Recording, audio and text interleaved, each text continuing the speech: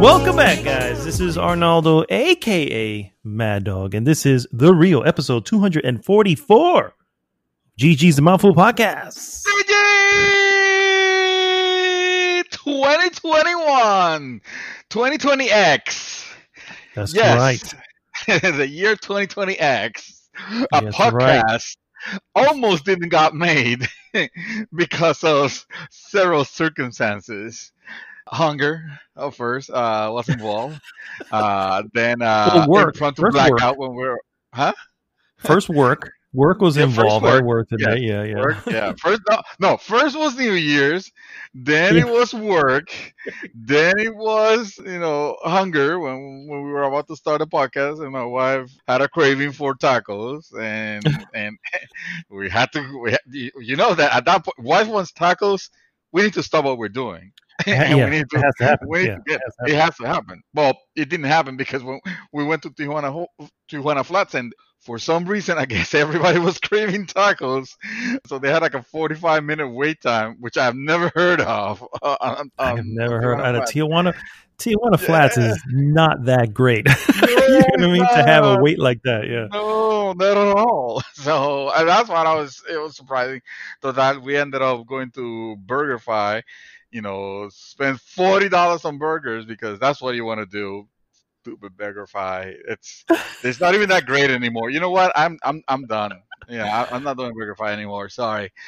This podcast, by the way, is sponsored by BurgerFi. Sponsored by Wendy. No. Yeah. It's funny. Because we don't go up. We've become hermits at this point. My wife and I. So Grubhub is like a huge thing that I use frequently. I've probably given them easily a few $1,000s this year. You're talking about you haven't seen the sun since March of last year, is what you're saying. Pretty much, for the most part. Yeah, for the most part. Oh man! After a shitty 2020. I was looking forward to this podcast today, and then finally we sat down we start talking about to start recording, and the light goes out, and I was like, oh, well, great. Oh, yeah. The remnants of 2020, and then the worst thing was that, after a little bit, I start hearing sirens. I start hearing like ambulances, and I'm like, well, there you go. This is the welcoming of the new era. This is like after the credits of the movie, the stinger at the end, and this is what we get. Suddenly we're about to start podcasting, and lights goes out. We start hearing sirens, and that's it. Fade to black. And then the audience just has to go with, well, I guess that's just meant for us to put our own ending to that, because I don't know what happened there. No, to be continued in the next episode, the end game. And then of course this is happening, and all that's going through my head is like 2021. You're not off to a good start. I'm just saying. No. Just saying. Hey, we still haven't gotten to the Civil War. Civil War on January 20th. Our country divides and fights again. January 6th. Yeah, January 6th. Well, bro. Yeah, but that would be D-Day. that's when shit will hit the fan, and the Super Bowl should be happening around that time too, maybe. That's torture work. This is going to be the first year in quite some time that we are not taking off the Monday after the Super Bowl. We always take it off because we always have a Super Bowl party. Super mega party. Yeah, I know. Yeah, that's your E3. Yeah. Well, that's one of them anyway. Yeah. So this year we're not doing it, and it's just it's one of those things. You're like, it's another depressing moment. Where you're like, damn it, you can still fix that. You can still fix that because you can't let 2020 win. Oh, you're gonna take it off. You're gonna log in the next time, and you're gonna take it off, and you're gonna tell your wife to do the same, and you're gonna have your social distance party over Zoom. Everybody's gonna be watching. You know what? A Facebook viewing of the Super Bowl. You know I'll what? be there. That kind of sounds like a good. I might actually re-up my Zoom subscription. I did a Zoom subscription for a month, and I was just reaching out and hanging out with some people on Zoom. Get everybody involved. That's right. Yeah, I think that may be the way to go. I think that may we would do it. My wife and I, we actually have a week off in January, so we're like, okay, well, let's not, we don't need the day after the Super Bowl off. I guess we're fine. But yeah, man, it's been an interesting that voice, of course. Oh my God, I haven't even introduced you yet, sir. Not that you need any introduction, but that voice, of course, is Mr. David Santos, aka Dream Twister. Hello, people from New Zealand that are listening. The new people that join us from New Zealand. From the New Zealand, yes. Everybody else knows who I am. That's why I'm just saying. We just got launched in New Zealand, so that's what it is. So we're a couple of New Zealanders. I think and if anyone New Zealander listening, and please do not take this negatively, but I understand that the term is like an Aussie from Australia. New Zealand is a Kiwi, and that could be derogatory, so I apologize if it is. But it's so weird when I heard that. I was like, really? You just called it the K word. Yeah. I mean, again, this is an ignorant, American over here. Is a Kiwi a bird? Their national bird? I think it is. I know a kiwi is a fruit. But, no, it's the bird also. The reason I know is because I'm starting to get my New Zealand citizenship, so okay. I can move from this America. place. Yes, it's a good idea, sir. I can renounce my American citizenship and move to New Zealand because they haven't made. I mean, I would have liked Japan, but they don't want me there. There's a lot of countries who are like it's not easy to become a citizen. Like France, it's not easy to become a citizen in France. Like you have to there's a lot you got to do in order to become. Even if you own stuff there, it's like that doesn't mean you're one of us. Yeah, no, they won't take it. Yeah. So I think Japan is a little bit like that too, where it's like. Oh yeah. That one I've seen just out of curiosity, just because I like everything that has to do with like the culture and stuff. Except for sushi. Except for sushi, yeah. Except for their food in general. Fuck their food in general. Sorry. I'm joking. I'm kidding. But they have KFC over there. I've heard that it is quite a task to get Japanese citizenship. Citizenship? Oh, I'm sure. What do you have? I mean, you have to be like a frigging Nobel Prize winner to be considered, I think, if you're an American trying to get. Well, first off, you can't have no record, and even if you're visiting, you have a record that may be an issue. You know what I mean? So if that's just visiting, so living is that's out of the question. Yeah, there's a couple of steps. I hear you, man. We've been looking. Yeah, we've been thinking going to Europe though. And it's like, you know what? Let's just go to Europe. You know what I mean? It's like we'll pick one of those towns down there. Maybe we'll go to Scotland. And Scotland, it's probably nice. You know which one I've always been curious about, and I would love to travel. I would love to go to Germany. Oh, for sure. Me too. Absolutely. The like beautiful like vistas and places to go by and like a crazy history, and I would love to go. I'm gonna tell you one reason my place that I would love to go, and one reason only: beer. That's why I want to. Yes. Let's just say the beer culture out there is unlike any other. So yeah, and they're very open with having beers on your breaks and stuff. You know what I mean? It's like it's nothing. Oh my God, that's the life right there. Yeah, you get fired here for drinking. A fucking wine cooler. Exactly.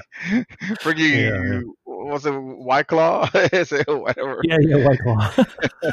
Although to be fair, I think White Claw is higher content than a wine cooler. But yeah, yeah, that too. Yeah. Well, I Oh would man. not know. My wife bought because for some reason like we're not like huge beer drinkers. I mean, if we buy something, it used to be stuff that you will buy when we used to do the podcast here, and leave, and whatever we didn't drink, if we didn't finish it all one night, it'll be that will be the beer that will get consumed here. But like we're not huge into like buying stuff. So I'm surprised she comes in and buy this weird thing that I've never seen because it looks trendy. So I'm already worried by the looks of it. Really? Okay. And I taste, and it's like a very strong IPA, and I Oh. taste it, and I'm like, honey, you're not gonna like this. You're not gonna like this. You're not gonna like it. And she tries it, and I thought her face was gonna. It's like, have you ever given a baby a lemon? Yeah, yeah, yeah. Her face With is the there. face. Yeah, that Oh was my her. god. And then I tried it, and I was like, whoop, nope, I'm not doing this. Sorry. Wow. What I'll was it? bring What it. was the brand? What is What the? was it? Hold on. Let me check. Let me check. Now, I'm going to the kitchen to see what it is. Now, what should be something that you're like, that really? That's nothing. It is. It is from Cigar City Brewing, Ooh, I know and it's them. a Okay. mix. It's a mixed pack actually. Tiene Guayabera Citra Pale Ale. Ooh, I haven't tried Hmm. that. High Alai, which is the IPA, Which is the one you had? which is the one I had. Yes. Ooh. Yeah. Oh shit. No, I'm sorry. I take it back.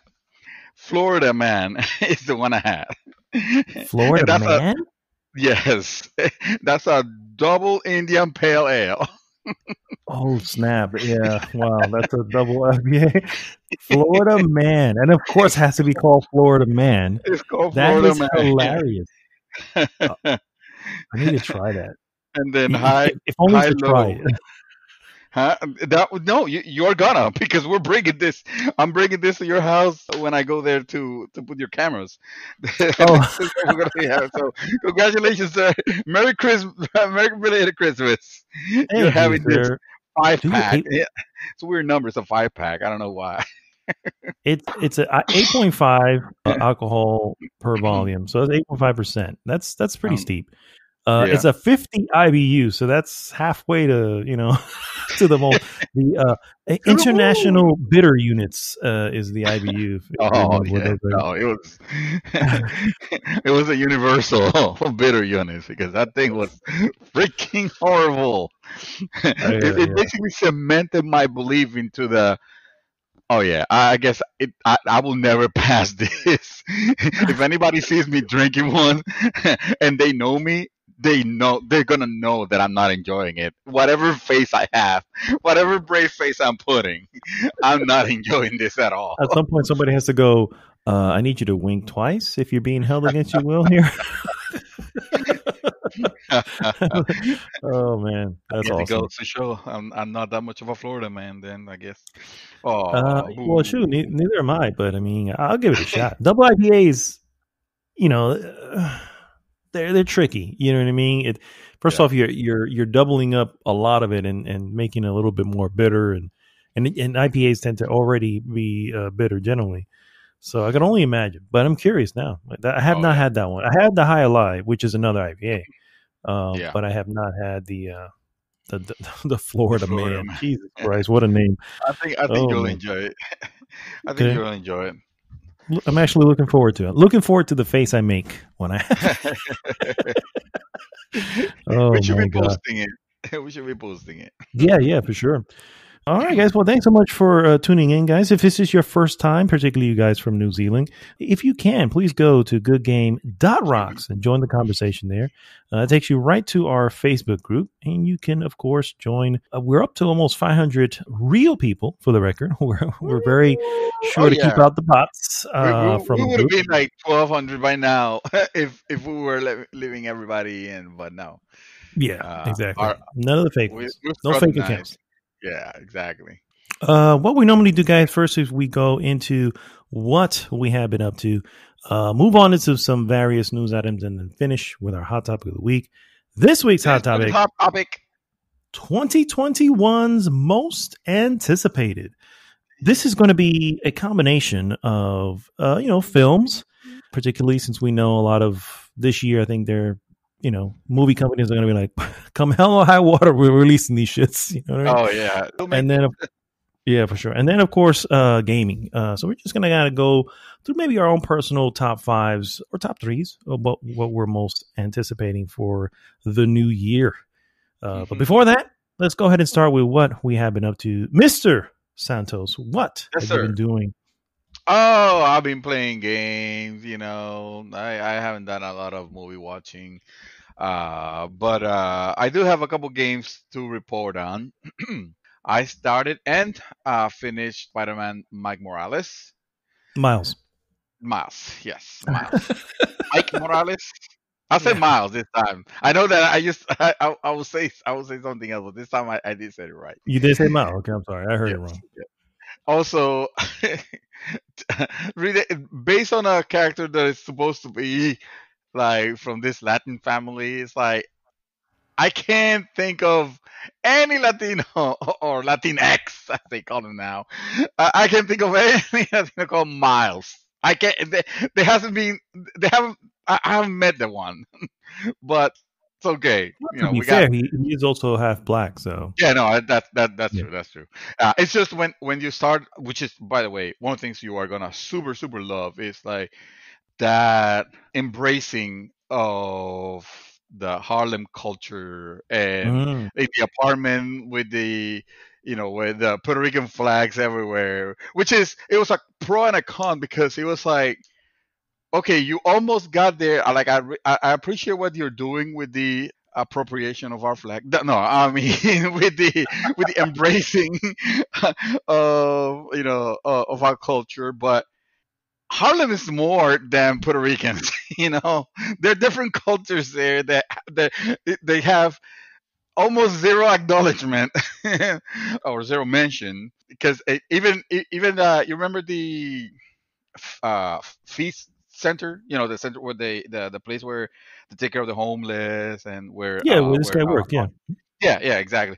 Well, now it's like there, and then it has like two huge Puerto Rican flags, like on the sides of it, and I'm like, is feast like administered by the Puerto Rican government or something? Yeah, I don't know. It's like okay, you went a little too far on it. I understand what you were doing, and in some areas you nailed it. It is really cool. I'm not gonna say about there because I want you to experience it. I want you to find it for yourself, and Mhm. it is really cool. But but it was kind of like jarring. It's like okay, now you're taking it a little too far. Just like Puerto Ricans do. I hear you. Yeah, there you go. Exactly. Just like we do. Exactly. You will think that the developers were Boricuas. Anyway, Yeah, for uh, sure. Right? the, the game like I was after experiencing Marvel Spider-Man, the original one, and then playing the DLC. Well, maybe not so much on the DLC, but you know that the main campaign of that Marvel Spider-Man for PS4, it's amazing. Like that For sure. story, it manages to really give you like a wonderful story, even when you know what's about to happen. Like because it's obvious to anyone that knows, Spider-Man, but it still nails it. The delivery of like their take, it's amazing. I don't know much about this Miles Morales fella other than what I've experienced when I saw the Spider Verse. Oh yeah, yeah, Spider-Verse. Yeah. Yeah. And it was weird because the fact that I've only seen this character in the context of that movie makes me think, oh, he's just one of the Spider. He's not a real Spider-Man. He's just one of the many. He's Wow. no different than Spider Pig, Wow. or Spider Hog or whatever. Yeah, that was my. I mean, even though I really like that movie, don't get me wrong. It was just that. Hey, this character is. Well, he's not Spider-Man. Now that I've played the campaign through him, I come to realize I really freaking like this Spider-Man a whole lot. It is, and I'm not even gonna say that the campaign was great. If I'm not gonna say it was to the point of the emotional impact or anything like that, like Marvel Spider-Man, Hmm. because it was not. It is not. It's not even that long in length either. Like I was able to finish it on, the holiday weekend basically. Oh, not on the weekend. It took me five days basically. But the lost my train of thought with that one. Anyway, the character of Miles Morales, it's great. The story of it is interesting enough that you're gonna want to see it through. The game is like, if you know that you really like Spider-Man, you're gonna get. And my concern was, well, I remember playing the original one and playing it enough to where it was starting to feel a little tiresome. And then I played the DLC, recently, and I was having fun with it and stuff like that. But because of the same city, obviously New York, I'm concerned that I might start getting a little fatigue of this. Well, no problem with that, because they managed to, even though obviously it takes place in it's the same map, they still managed to keep the gameplay elements fresh, Hmm. fresh enough to where it was always. You remember how cool it felt to swing with the Peter. Spider-Man? Well, wait until you swing with Morales. It is like a next level thing. It's like, it's really really cool, mainly because it seems like you have a little bit more air control. So you'll be having a good time traversing. I rarely used the fast travels. I mean, I started doing it at the very end when I just wanted to try to clear out the map of all the, little icon thingies that you have to do Hmm. before before I went into what I knew was going to be the last mission. Actually, and then I realized that the game lets you know, it's like, hey, you're about to enter the last mission. I don't remember if Spider-Man did that. I want to say yes. I don't recall myself, Uh, but I want to say it would have. I want to yeah, say it would have. Yeah, yeah. I want to say it did. like it warns you that, hey, if you want to complete stuff, you're about to go to the final, which I guess it don't really matter that much, because those type of games are usually they're the types that it lets you continue playing. I hate knowing that up front, because that like takes away to me. I understand what they're doing it, but to me it takes away a lot from the stakes. It's like, oh well, obviously the character can't die because because they had to continue it, because you need to keep playing. Like I did the way I like the way the Red Dead Redemption, even though I didn't play Red Dead Redemption myself, but from what I heard, I like the way that handled it, where at some point it could be, depending on your choices, you could be controlling like your son. I understand Hmm. it was Yeah. so yeah, so that's that, that's original and cool, and I haven't seen it on any other games. Anyway, Miles Morales, obviously, if you're getting a PS5, this is the game that you're gonna play. To this is the showcase. Even though I'm not gonna say, I mean, it certainly looked great. Don't get me wrong. Coming off from playing Marvel Spider-Man Remaster on PS5 at 60, and choosing the not the performance but the fidelity mode Fidelity mode. on Hmm. my Morales, which makes everything look a little bit nicer, of course, and the ray tracing and all that at work, you see it, but it locks your frame rate at 30. It was a little jarring at first, remember, but it quickly dissipated. Like it wasn't a problem. Now the game has a new game plus, and that one, if I ever jump into that, I do intend to play it at 60, just to test it out, because Just to get the difference. Yeah. yeah, because Spider-Man, Marvel Spider-Man Remaster was, it felt really good playing at 60. That's another thing I didn't particularly like about Miles Morales. I'm just gonna call it Miles Morales. So there's obviously stuff that you unlock, and to skills that you unlock, you become more powerful. However, it has three skills that are like the very top, like the high end, but it'll show them to you, but in no way it will not let you select them, even if you have an excess of and skill points and materials and all that to like finally craft it or get it. It will not Really? let you because they're exclusive for Game Plus. It tells you, it basically tells you you can only get this app when you're playing New Game Plus. New New Game Game Plus? Plus, Oh, that's kind of mhm, crappy. that's kind of crappy, right? Because I mean, Yeah. granted, I understand what they're doing. They kind of they sound a little game breaking, I will say, because you're already powerful at the level cap. If you start the game and you have everything unlocked, you kind of you're gonna be OP. It gives you something to look forward to complete. If you're a completionist, you won't be able to complete it in one sit through. It's gonna want you to at least go into the new game plus and unlock it. Yeah, and, Unlock and I those guess things. that's something to work towards. What we're trying to say, you're working towards that on your new Yeah, Game Plus instead of just retreading everything over again. yeah, exactly. Now the powers that it gives you, they're OP. They're kind of a little bit game breaking. It's meant to like, well, you have seen everything, you have experienced everything. Just chill out now, because if once you unlock these three things, you're gonna be more powerful than you could possibly imagine. Uh, And yeah, it's probably that's probably the reason why they hit it they put it behind the new game plus. But that's fine. It's not like they're needed. It's just if you're a completionist, then you're gonna feel cheated a little bit. You can't yeah, unlock the last suit either, because it's required that you're playing new game plus for that. Some of the suits are really cool.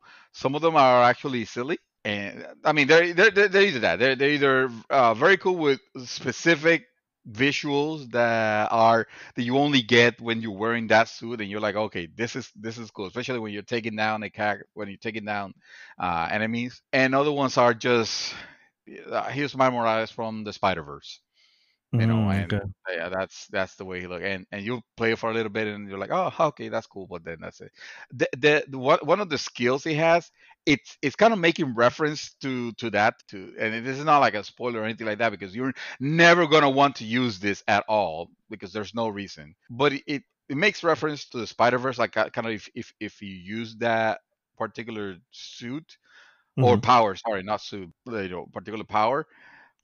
But what I notice is that what it does is that it purposely makes your character run at half the frame rate. Not because it's of any visuals or anything like that. It's like, no, it's on purpose. That I guess it tries to make it like you were like an animation, but the animation is Yeah, not that yeah. great. That's what if it's the same suit from Into the Spider Verse, then yeah, that was on purpose because that's how the film Uh was huh. done. It was it actually kind of bothered a lot of people. I don't know why, but it wasn't as fluid as most animated films because it Uh huh. was they call it what do they call it? Filming it on the twos, so it would skip every frame. Every 2 frames. So it would Oh. look it didn't look framey, but it would look like your old school animation. That's what they were kind of going for. In some Oh. Okay. scenes, they went on the one so that every frame is caught. Uh Just to if it depended on the need, like if the need this needs to be fluid, this particular movie he's doing, then they'll leave it like that. But for the most part, it was on the twos, and so oh. yeah, so that's why it's looking like that. So that's actually pretty cool because they're actually paying respect It not just to does. the film, but Uh huh. to the way the film was made essentially. Yeah, and also it's not it's I'm not saying if you wear the suit then it does that. You can wear the suit and still be playing at full 30 frame or full 60 frame, whatever. It's just when you occupy those particular powers, which the reason why I say I don't know why you will do that is not just because it halves the animation frames, but also you're taking away from powers that you could actually add that will be more useful than, oh, now I look Mm, like the animation. So you yeah, wouldn't that's what I'm saying. You wouldn't want to use that and those other than just to like check them out real quick. yeah, makes Great sense. selection of the music, the soundtrack. The soundtrack. I love the fact that when you remember, you know how good it felt to swing on the original one again, because it gave you that superhero score in the background Yeah, yeah. as you were swinging Hmm. from building to building. Well, On this one, instead of doing that, it just puts a more of a like a urban flavor to like an urban beat to your swing music. I'm gonna call it the swing music, even though swing music is something, but It's its own thing. Yeah, that's it's its own hilarious. thing. Yeah, well, I'm not. That's not what I'm talking about. To the Spidey swing music, which I bet is also a thing. So but it does enough to differentiate itself. Like it doesn't feel, in no way I felt like, oh, I'm just playing DLC, even though it is, it wouldn't be unfair to say, oh, this game feels a little bit like DLC from what it is, but I certainly did not feel that vibe when I was playing it. I felt like I was playing my own thing, and my own thing was great, and certainly it was a little bit more focused of a story and the elements and whatnot, and things were obviously happening a little bit quicker, but I was having a blast. If anything, I was a little unhappy with the fact that, how, as a hero, you might be going towards your destination to do what you want to do, but suddenly something is happening and there's a crime happening, and as a hero you feel the responsibility to stop what you're doing and go ahead and take care of that crime. Well, on the original Spider-Man, that's not a problem because there was a finite amount of crimes that will happen in the city, and you wanted to complete all of them so that if you wanted to 100% that section of New York, right? Or if you were Yeah, looking to 100% the game, you had to solve those anyway. So even though, yes, they came as an interruption, at some they point added they were not something. going to Yeah, interrupt you anymore. Well, that's not the case in Miles Morales. At least those crimes, yes, there are some other things that you handle that are a finite amount, and once you've done them, you don't have to worry about them anymore. But the crimes that happen overall, randomly in the city, they just could happen at whatever point, and it doesn't the matter. yeah, Uh, that was still the same case in Spider-Man first one as well. You can clear out that entire area, and once you clear out the entire city, you still have random crimes. oh, It is would that still right? happen. Really? Yeah, Because yeah, I it didn't was feel like that was the case on the DLC. At one point, I felt like nothing was happening.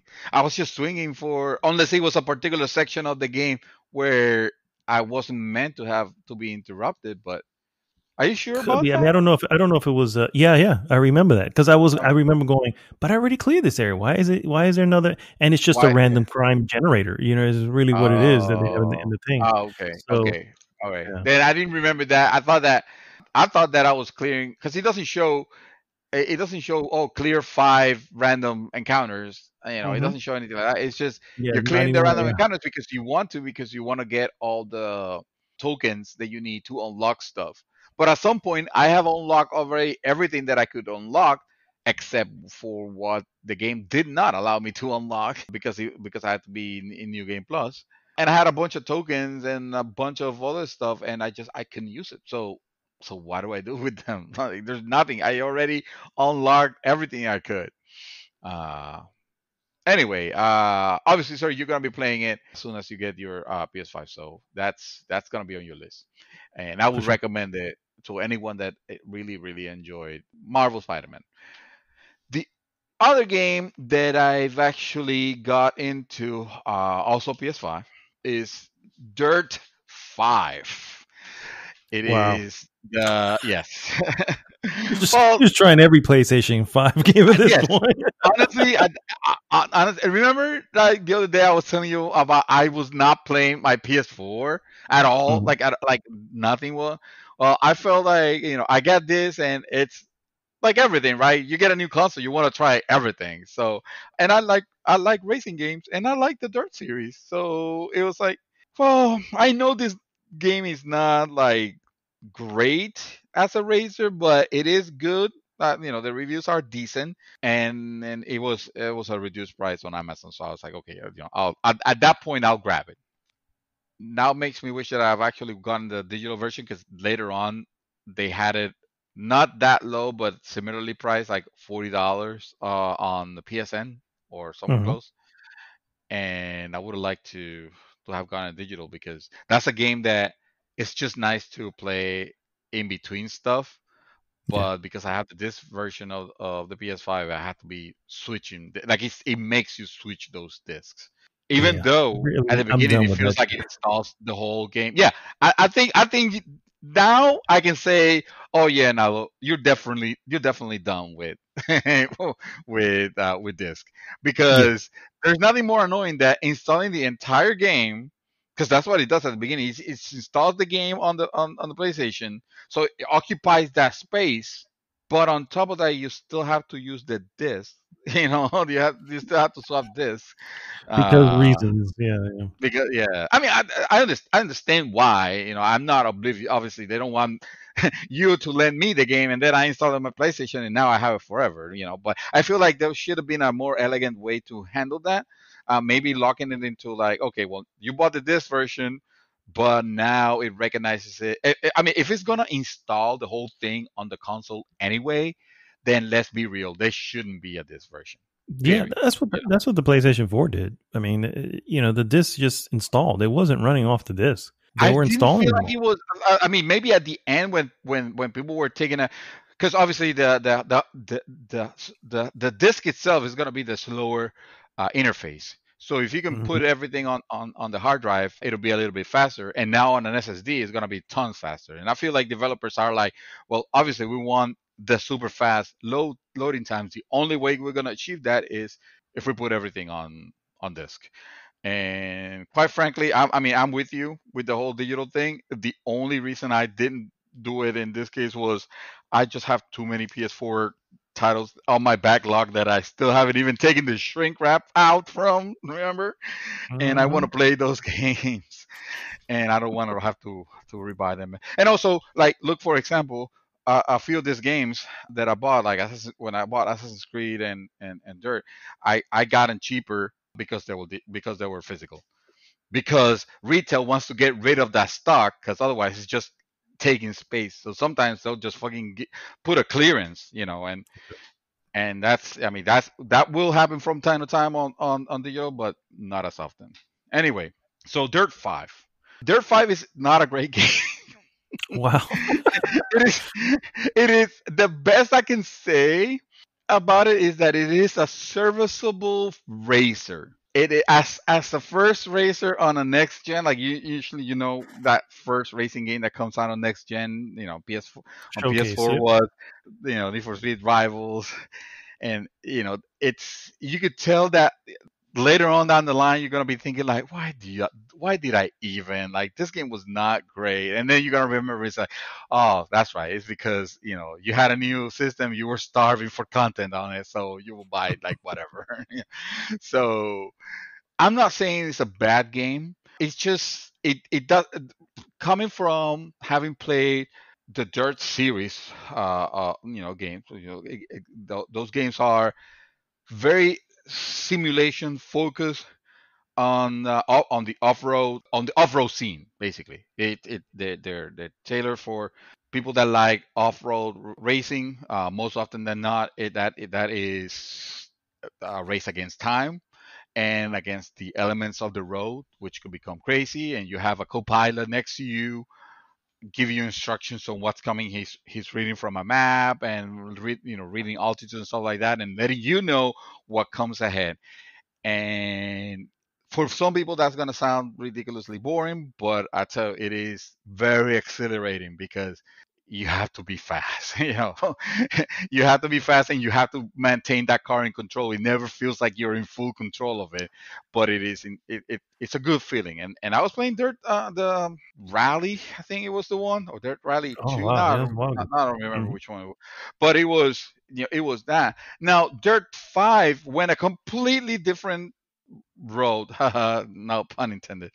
It went a different way, and it's okay. It was from the get go.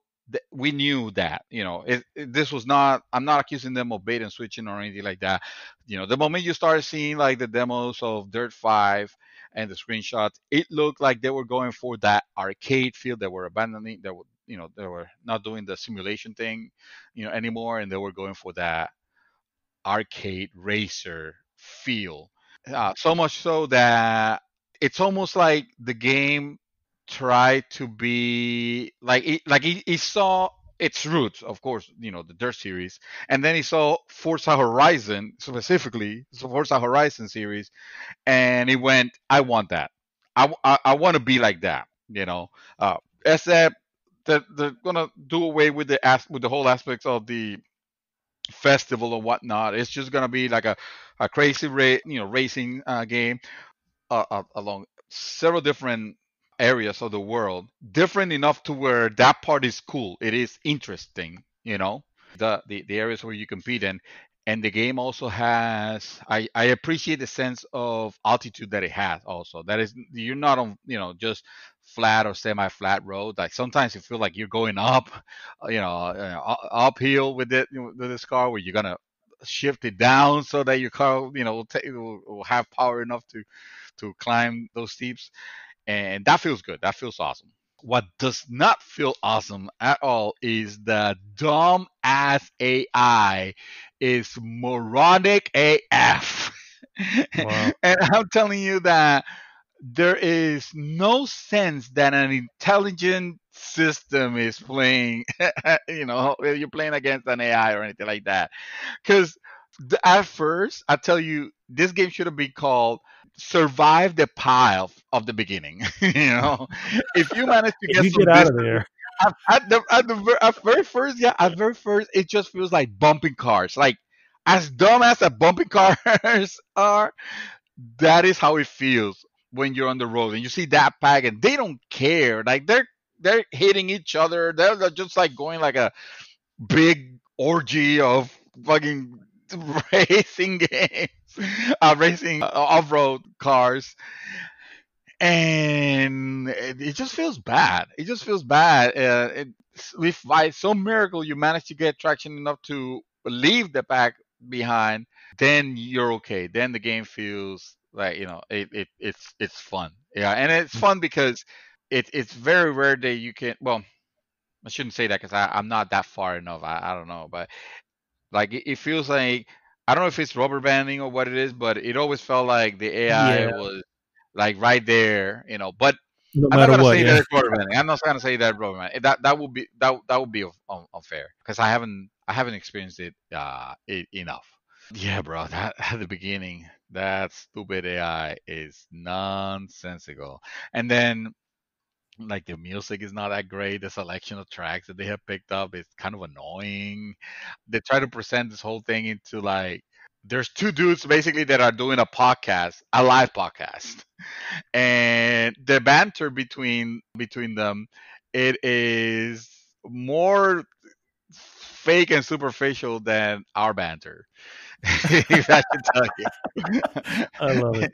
it is. It is like there's some cringiness that, I mean, it's fine if you have a stomach for it and you don't mind it. You might even find it funny here and there, but it wasn't landing. Like most of the jokes were stupid, and just the whole thing just felt kind of pathetic. I'm still playing it, and I still intend to play a little bit more because, like I said, it's not a bad racer. It needs patches though.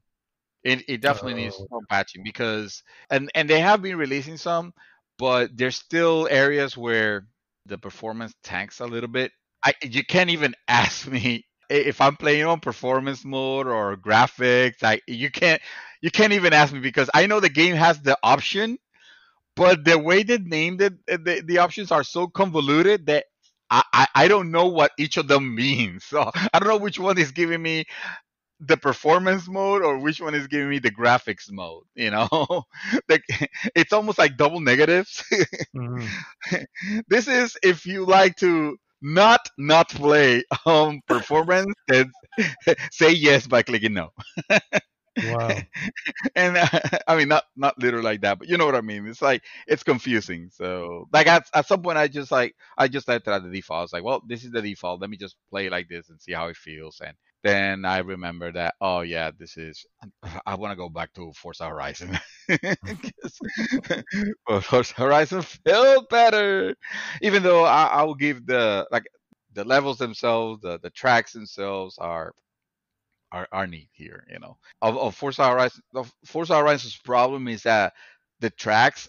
feel like they're there almost like a suggestion, because in reality you can pile to anything and everything. You can just That's actually pretty fun steamroll though. through anything and everything, and the game will leave you. And you see a lake, a lake, and you go into the lake, and suddenly you're floating over the lake, like the lake was just ankle deep water. you know, it's Wow. like, well, this is stupid, man. Like I understand you're trying to make it like a foam playground kind of thing, but this is too much of the bad side. You don't want to do that. In here is the opposite. In here is like, oh no, I'm gonna hit that. I'm gonna hit that bush now, and it's gonna lower my speed. Nope. Full stop. Oh, great. Restart the track again, because there's no way I'm gonna catch up with them now. And also, and this is just me. This is not the fault of the game, but muscle memory has had me hitting reverse instead of hitting first gear. So Oh yeah, every now and then, a race will start, and I would just start going going back. Say, oh shit, I messed up. that's great. I should have remapped the controllers, but yeah, yeah, man, that's a racer. By the way, if I can speak in general, real quick, because I forgot to mention this, the Miles Morales games, I experienced three crashes, and I'm Mm. talking about three nasty, nasty crashes where you can't. It doesn't take you out of the game. It's not that it takes you out of the game to the home menu or anything like that. It's no. It's like, oh, the whole console locked, and now I can't even turn it off. Wow. It is and it had evidently evidently it is something that the developers are aware, because I checked on it just to because I want to make sure, like, oh shit, this is not the PlayStation like overheating or whatnot. And no, it appears to be just on that game. It's something the developers are working to fix, but I mean, that was in the beginning of December. So I'm still experiencing it, and it's nasty, because then the only way to shut down the console is to The hard shot. Yeah. keep the button pressed. Yeah, either unplug it, like, literally, or just keep the button pressed for 15 seconds or so until it actually powers down. Hmm. And then when you try to power it on, like, at first it doesn't feel like it wants to power on again, but once it does, it gives you the nagging screen of, oh, you didn't turn it off You didn't right. shut down properly. Yeah. Like Yeah, yeah. whatever. Now we're gonna go ahead and check the whole thing. So now you're like double preoccupied. You're like, oh shit. So is there a chance that this is gonna corrupt like my There saves, is. There or is a something? chance. Yeah, that's the problem with that. Yeah, there is a Well, chance. they're saying supposedly, again, and this might just be lip service, but supposedly they're saying that there isn't, because it's not really like, when it's happening, it's not really like writing or to the driver or whatnot. But like, who trusts that? If that was true, why would it give you that screen? I'm Hmm. still Yeah. concerned about that, and I'm still sorry to see that the game itself isn't as polished as the Marvel Spider-Man was, which was Yeah. incredible. Like, I didn't experience any issues with that game, so that's not to say this is. I mean, this is not cyberpunk or in any way. I didn't experience that many bugs other than those three crashes, but some other people have experienced. Remember that bug that made Spidey transform into a trash can, Into a and trash suddenly can you were, or whatever it touched. Yeah. Yeah. or whatever. Yeah, suddenly you were that. Yeah, I didn't experience that, but other people did. But Hmm. well, anyway, go.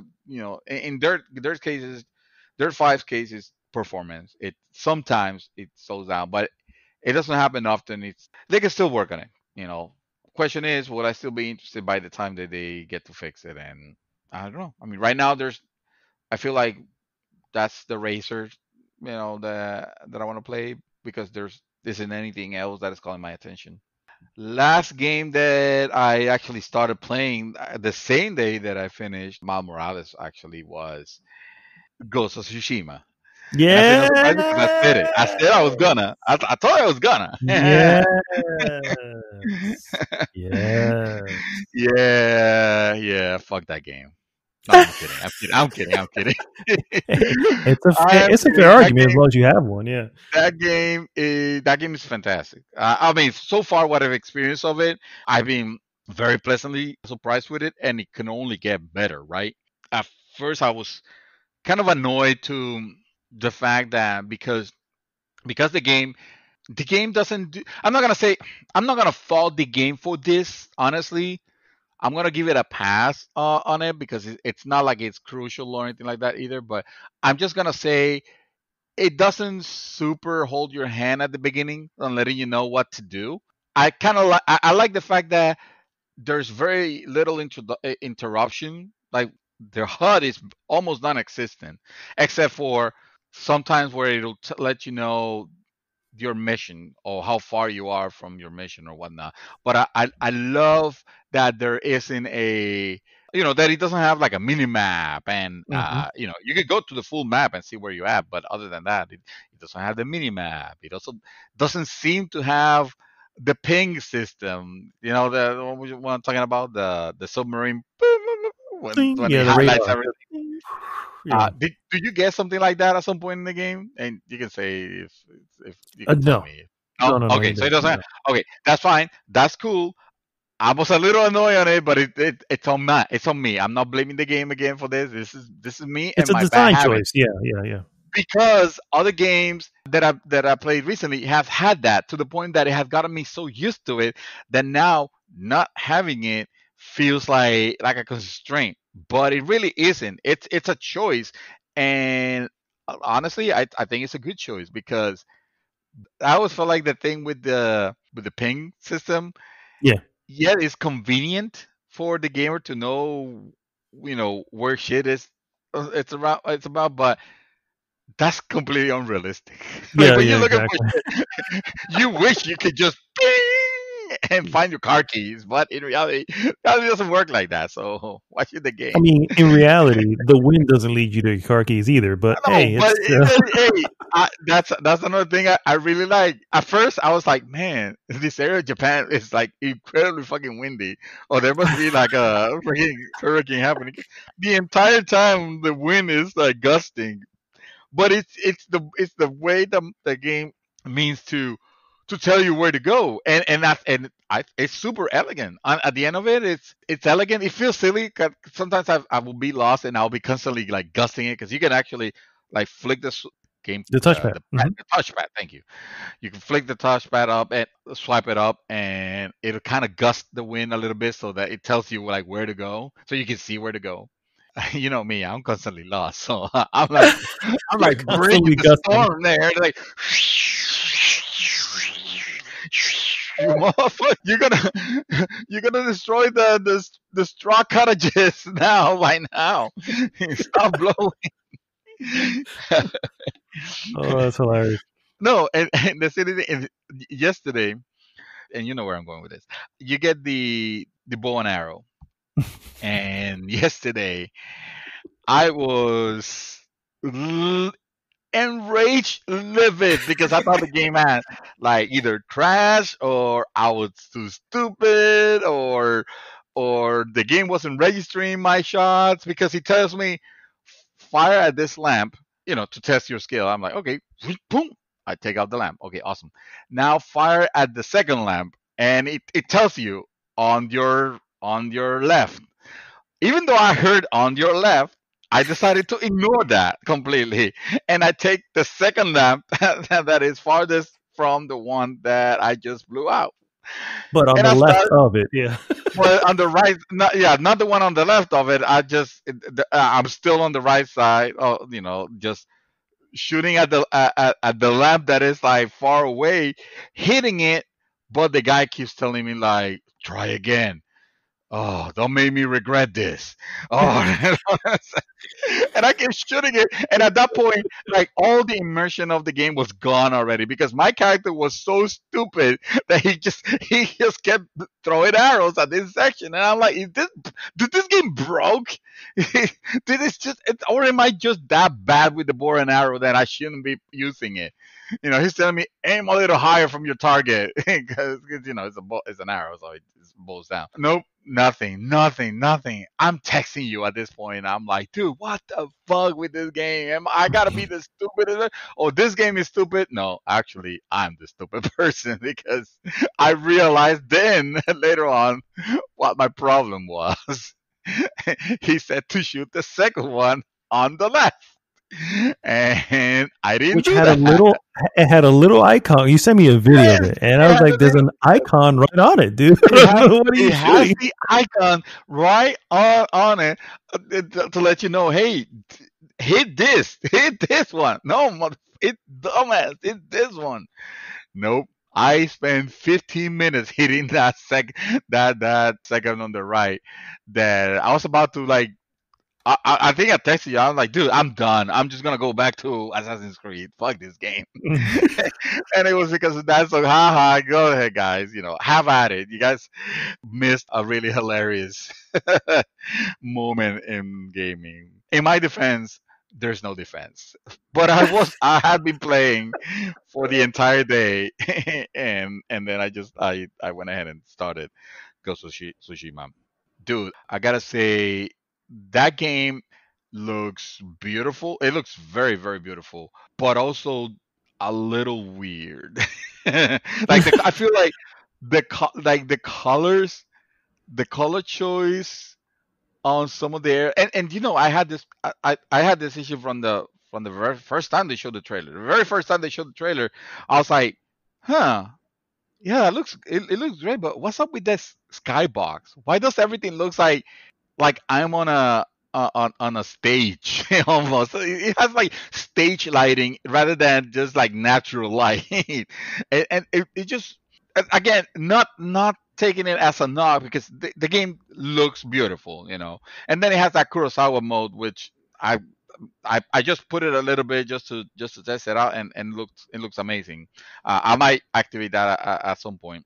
But no, man, it's kind of that's a little baffling on that front, but it looks beautiful. I'm playing it on the PS5, of course, so the game is running at full 60, and so I got people reaching out over PSN asking me like, "What do you think of the game?" It's like, dude, imagine how much you like this game.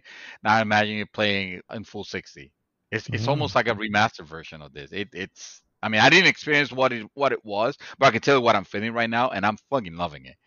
A little concerned with it. It feels like either some in-engine cutscenes are meant we're stuck at 30, or it just hitches a little bit. Like I have encountered a couple of cutscenes where it seems to hitch a little bit on the frame rate, but it's nothing like too crazy or distracting or anything like that. And then I was experiencing some internet disconnections. It'll say like I'll be playing and suddenly the PlayStation will take me out of the game unceremoniously, bring me to a black screen that says, "Oh, your internet has been out for longer than the anticipated time," or whatever. It's the error message. I forgot. And that could be in the middle of anything, in the middle of battle, in the middle of a cutscene, whatever. The game. It's almost like someone yanks the controller out of your hands, Damn. basically. And it gives me that, and I'm like, motherfuck, why?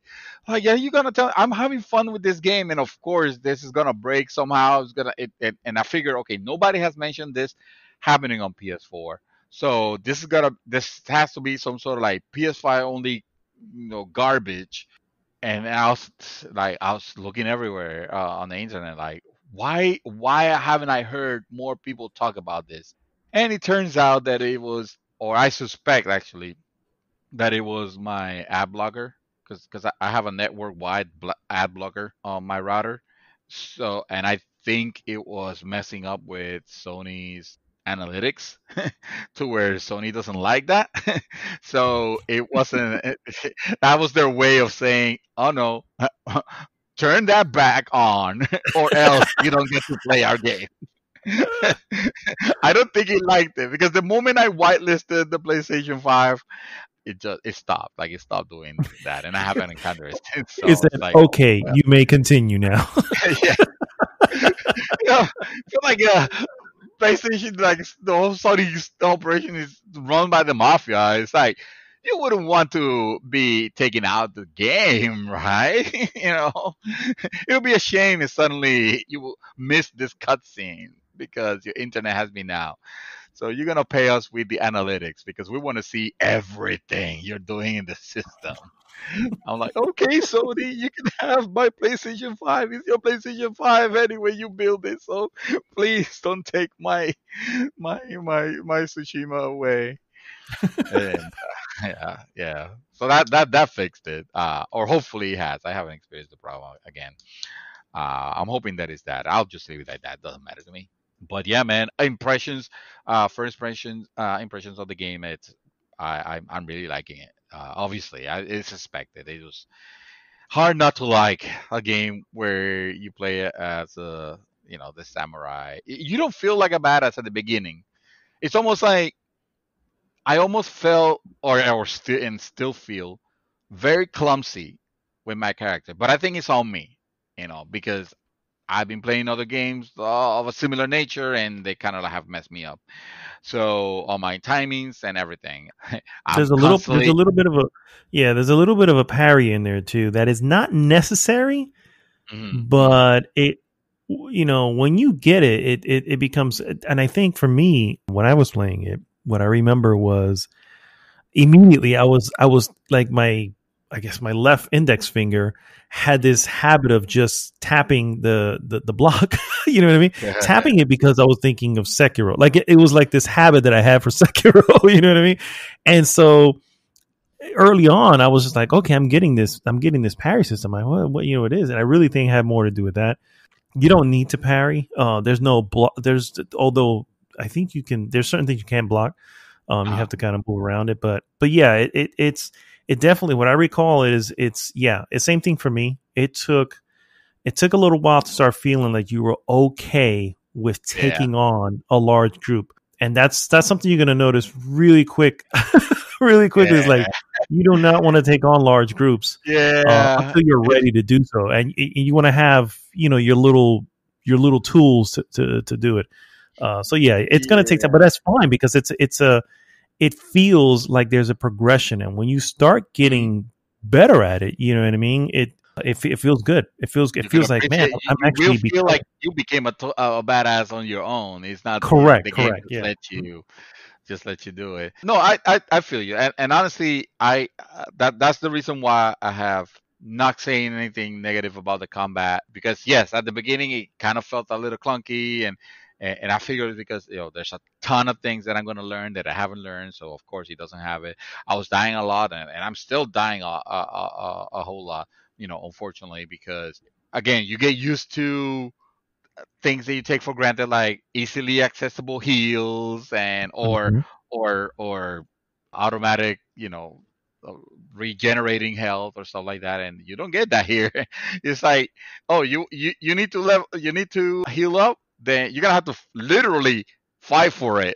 You have to literally fight to be able to heal up a little bit, because and then there's nothing more frustrating than losing a battle and then having the enemy letting you live a little bit, because I understand at some point I'll probably get something that will let me like stand up again. But right now, if I lose a battle, I'll just be on the floor for a little bit, and until someone decides to finally pull me pull me out of Out my of your misery. misery.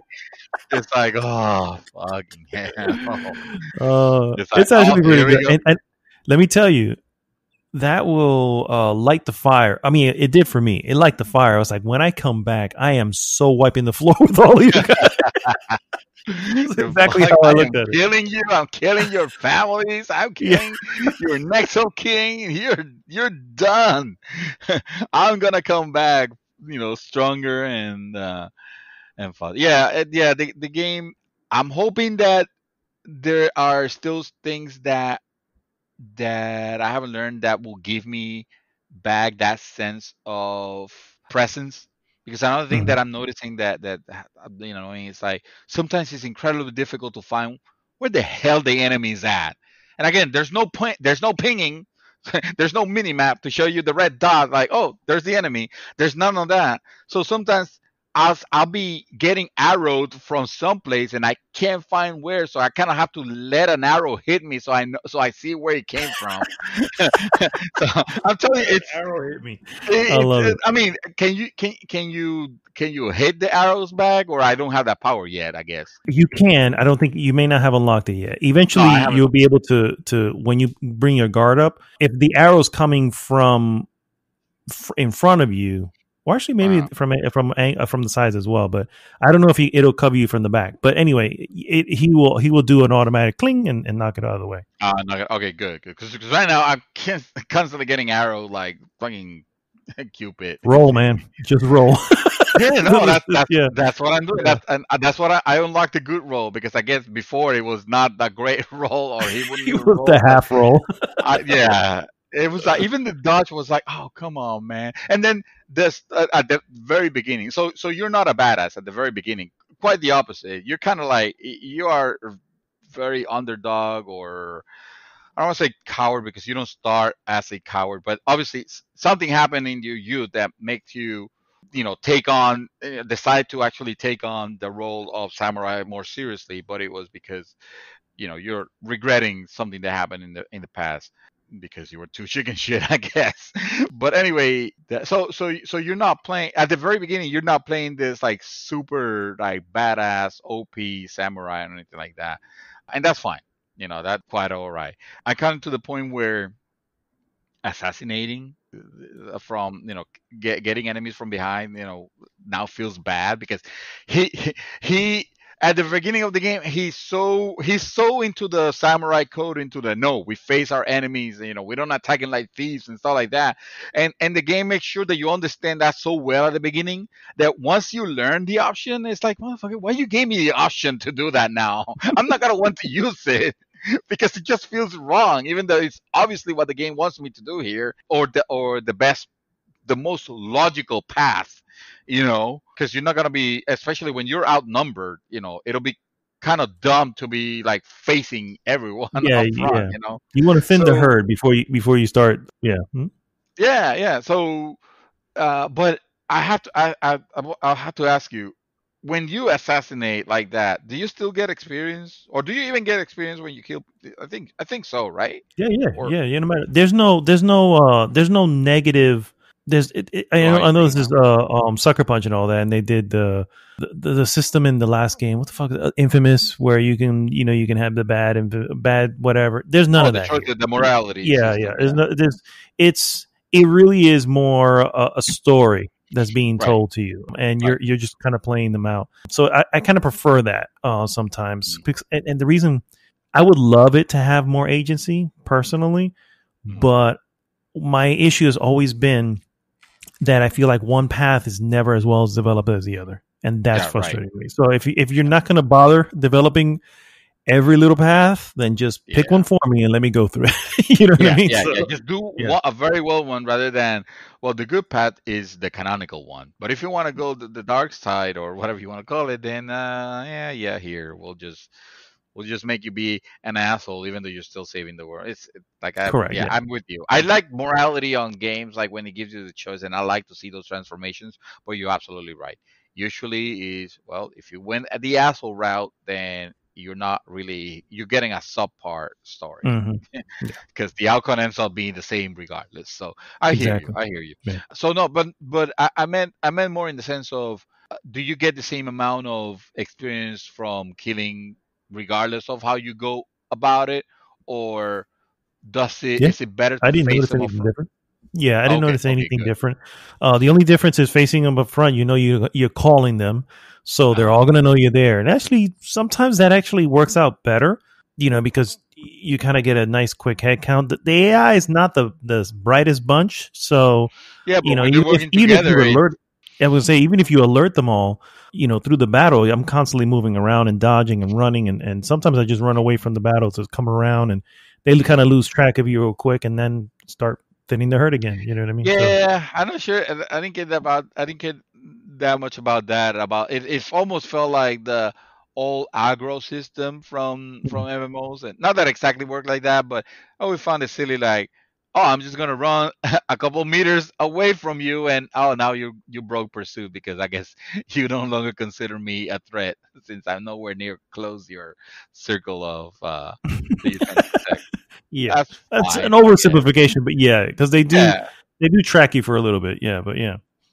yeah. No, no, but I mean, overall, I can't wait to go back to the game. I know it feels like one of those that, oh yes, I'm probably gonna want to stay in this world as long as I can because I'm having a really good time. Like when you battle and when you kill those soldiers, it does make you feel good. It is very rewarding. And then putting the sword away, it's like, Oh, it's so which I good. didn't learn until I didn't like because again the game Doesn't tell is you, not great in giving you those clues. Like a lot of the things I've discovered just by accident, and I'm not sure if that's I don't sure what to call it because maybe I'm not asking for, or maybe I am something that tells me, okay, if you do like stop the game, do this to do that, and the game does that on the beginning. I feel like on the opening where it's like, okay, press this one to or hold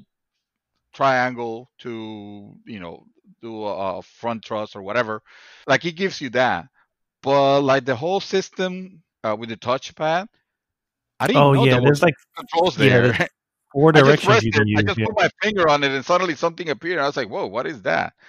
And that's when I saw that I can sheath my sword again. And I was like, "Motherfucker, I've been looking to do that rather than walking towards the innocent holding a sword up like an idiot."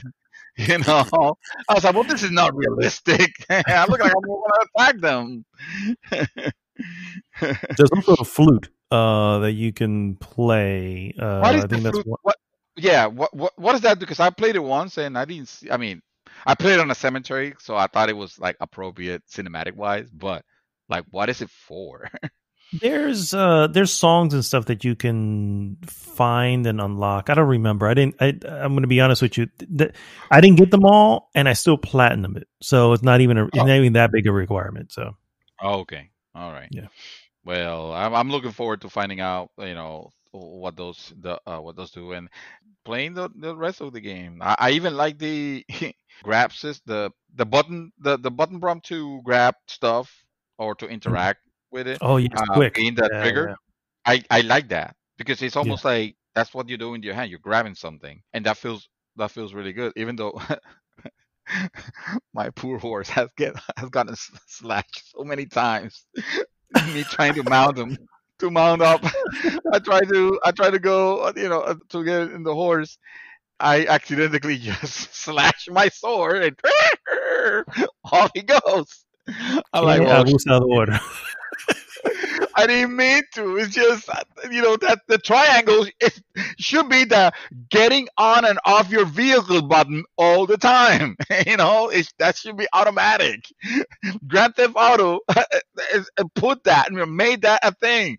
Just like Halo, the controls for first person for every first person shooter ever. Grand Theft Auto already established that if you want to get on your horse or if you want to get on a car or on any vehicles, you use the triangle. Okay. Oh my god. I'm trying to remember what else because I don't want to miss anything. But yeah, I guess we could leave it at that. Well, I'm Yeah. glad you're in it, sir. I'm glad you're enjoying it. I'm sorry Uh, that you didn't follow instructions early on, and I'm also sorry that your ad blocker decided to block game. You know, but no, I'm glad you're into it because it is really one of the best games of this year, and I'm sure it's on the list of many people's number one overall for the year. yeah. And but yeah, it's on my list for the record. But I get it. But Yeah.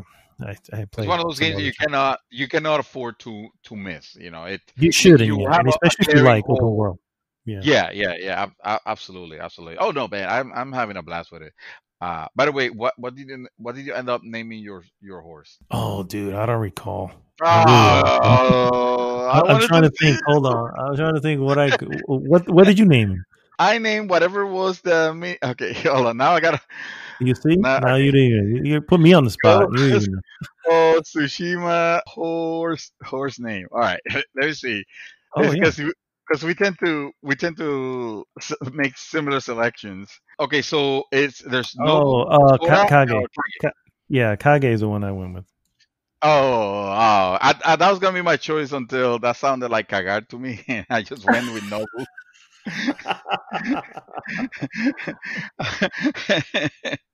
And he would say it in the Japanese, Kage.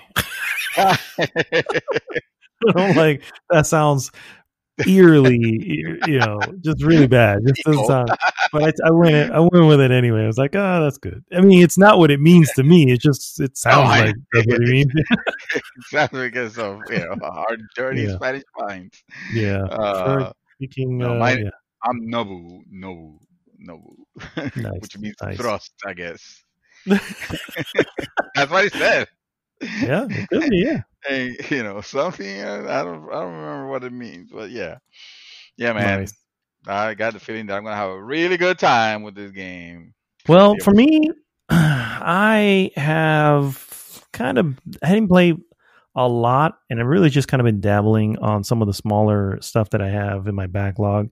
The very first one I'm in, and I've got back to a couple times, so I might finish it. I don't think it's probably a long game if I remember correctly, but it is My Friend Pedro, which if Oh, you don't know what that is, it's basically a side-scrolling shoot 'em up action game. Very Matrix, very slow yeah. motion, a lot of shooting, a lot of bullets.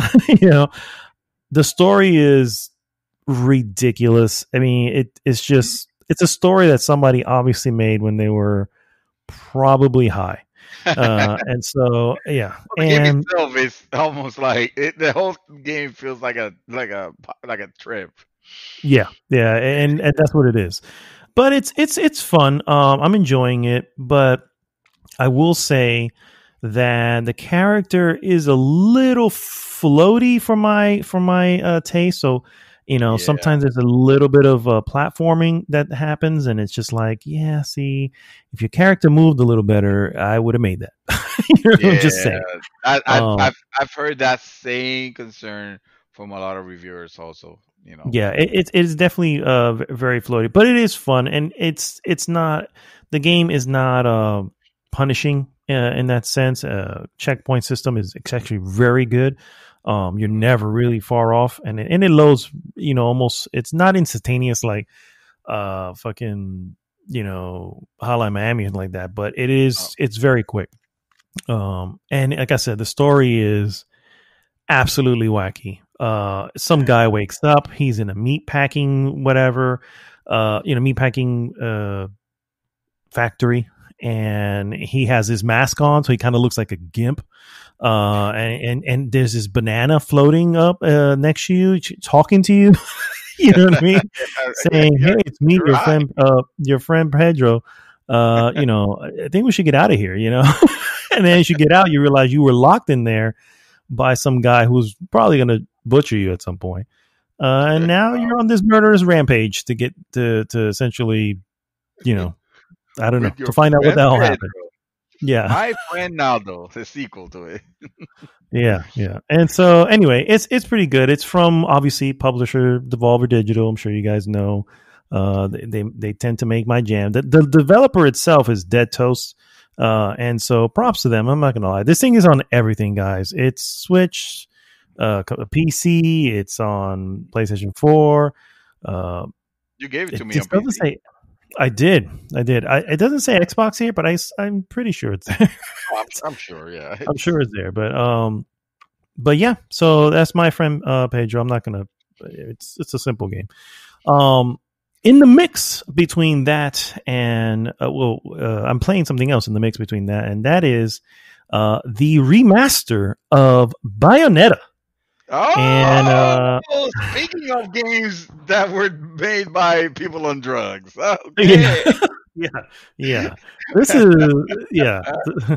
This is somebody who clearly was not only high, but at some point did a seance, and it just I have no clue what is going on. I'm probably a good maybe 2-3 hours in.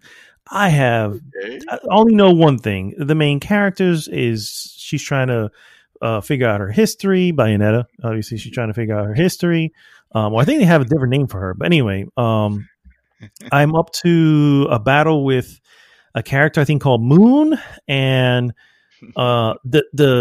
the controls. There's just a lot going on with these controls. And I'm just like, why is there so much? This is a hack and slash game essentially, and it's just like there's just so much going on with these controls.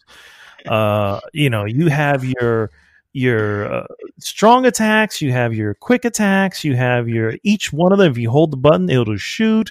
You have of course the shoot button, which is a different button. You got your dodge, you got jump on the wall so you can do your. And I'm just like, there's just a lot going on here. Yes, and yet cool. it orchestrates it so good. That Bayonetta is, but guys, most of you already know it's my favorite hack and slash that have ever come out. That's not to say that better ones have not been made. I feel like yes. I mean, obviously, it's a game. It's also the game holds up, well enough. But I know. I mean, I played DMC. Not DMC. Sorry. Well, maybe that too. But Devil May Cry 5. It's a freaking amazing. Obviously, new games have been done. Shit, even Bayonetta 2. As far as like the fighting and stuff like that. But no, it is. I get you. There is a lot. There are a lot of moves, and guess what? You get to unlock a lot more. Yeah, I figured that too because I'm looking at the menus and I'm like, what is all this? Oh my! And then I go to the gates of hell and I'm like, I can buy all this. I'm nowhere near getting nowhere 2-3 hours in. I'm nowhere near the money to get the first item on this particular menu. So how long is this effing game? You know what I mean? But anyway, it's definitely not bad. It is, clearly a project of. I mean, this is a 10-year-old game at this point. I think it came out in 2010, and it is insane. It's fast paced. It runs extremely well. Again, this is a remaster, and I'm playing this on PlayStation 4. So it's the PS3 version, correct? Which was like the early access version. The reason why you never looked at this game because of the way it performed on PS3 originally. Yeah, exactly. I'm glad that they finally, after 10 years, they're finally giving it. It only took 10 years, respect. Respect. Very stylish game. It is very stylish. It is very cool. It's very, very suggestive, I guess. Oh yeah. But it's a pretty cool game. I'm not gonna lie. It's really crazy. Oh, thank you. I'm getting some a wine. Wine. What do you call it? Refill. Thank you so much. There you go. Oh, I was having that during the blackout. Lovely wife bringing me some wine. Thank you, babe. Wife, bring me some wine now. So anyway, it's pretty cool. I'm just gonna keep playing. I don't really have anything to play. I'm just kind of going through my backlog anyway. So for now, I will say one thing. I had gone a little bit from playing it, and I went back, and for whatever reason, it dropped me into a boss at that point, and I'm like, I forgot all the freaking moves. so I'm like, okay, no big deal. I'll just pause the game so I can go take a look and kind of catch up. No, it didn't let me pause the game at all throughout this boss fight. And I'm just like, this is not fair, guys. I'm getting creamed. And so I'm going, oh, this is probably one of those fights that I have to lose. I don't have a choice. I die. And it was, you have to retry. I'm like, fuck. I literally got creamed in that fight. I'm like, I'll tell you what they did. Most of the boss fights they're challenging. I mean, I say that. I say that in the sense of they're challenging to me. I mean, you certainly have played harder games. I can see you. It wasn't. Really was. It's been like a week, or not a week, but it's been like 5 days that since I played the game, and I only played it, like I said, for 3 hours that first time. So I was just getting the handle of it, and then time has passed, and then I'm like, oh man, I haven't played any of the while. Let me just pop something on, and when I finally do, I'm just like, wow, I suck. I'm like, I don't remember anything, and it was only 5 days ago. What the hell? I mean, technically it was a year ago, but you know what I mean. The game used to So, have loaded or has loading screens that will let you like move your no, they're character too fast and now. practice. Huh? They're too fast now. Like No, it they're too literally, fast. Yeah, if it does. like I thought it was an error. I had to look this up. I thought it was an error. It's like, oh, this game is screwing up because it'll flicker to her being like in a limbo, and you have the Uh-huh. the move list to her right, and it'll And then flicker for maybe a second, oh shit! and I'm just like, oh, that's probably an Wow, error, I'm And gonna every check time the it goes to LTA. load, yeah, Yeah. every time it goes to load, it goes to do that. And I'm like, oh man, I think something's up with this game. And then I find then Oh. when I go to look it up, it's like, oh, it's because the load times allowed you to play around with the character. And I'm like, okay, well, you might as well have taken that out if you're going to take out the load times. so, Damn. so, yeah. Yeah, they used to be lengthy enough to where I mean, not super super lengthy, but they used to give you a time to at least throw in a couple of combos and practice. I think the game when you go to the gates of hell, Mhm. uh, there is you can practice before you buy any particular move. You can actually practice using the move. But I also took that opportunity to just get a feel for the controls. Oh, yeah, yeah, It yeah. I did happened the to me same when I thing. was Yeah. yeah, yeah, I did the yeah. exact same thing. I had to do that for the Switch version because I was playing the Switch version and like I needed a refresher. Uh, version has some Nintendo callouts, I would say. Even though Mhm. this game is huge on the Sega callouts, you must have gotten that from the very beginning with the whole Eggman thing uh and and all like it had a bunch of references to Dr. Robotnik, and later on the game's gonna have reference to a bunch of Sega games. Unfortunately, because that was not your Yeah, the they're literally flying over my head. But if you're saying something yeah. happened early on, I'm like, nope, didn't even notice it. So, No, no, the whole thing with putting the character they were burying, basically Mhm. his name was like Eggman, something like that. That's a throwback to Dr. Robotnik from Sonic. But the later on in the game ones, it's kind of a shame you're gonna miss them because there's a lot of callbacks to games like Space Harrier, which even if you haven't played it, you must have seen them to recognize when you see I them. know of them, yeah, and I Outrun. know of Eggman. I know that that's the name it was used over there. I was like, okay, I remember. I just didn't put those two together at all, No, other than the fact they called them Eggman. It's like, oh, okay, that's cool. yeah, yeah, But and I don't remember the bunch of other things. But so in Nintendo, it has that, and it has also oh, you can dress you can dress Bayonetta as almost like a Princess Peach esque Bayonetta, which looks kind of ridiculous because sounds like or a Metroid outfit or a Samus outfit or I was whatever. gonna say, you mean the Samus outfit? No, no, no. It had because he had. I think he had like four of them. I want to say, but the ones I remember the Zelda outfit, because she looks like they made her look like Link, obviously.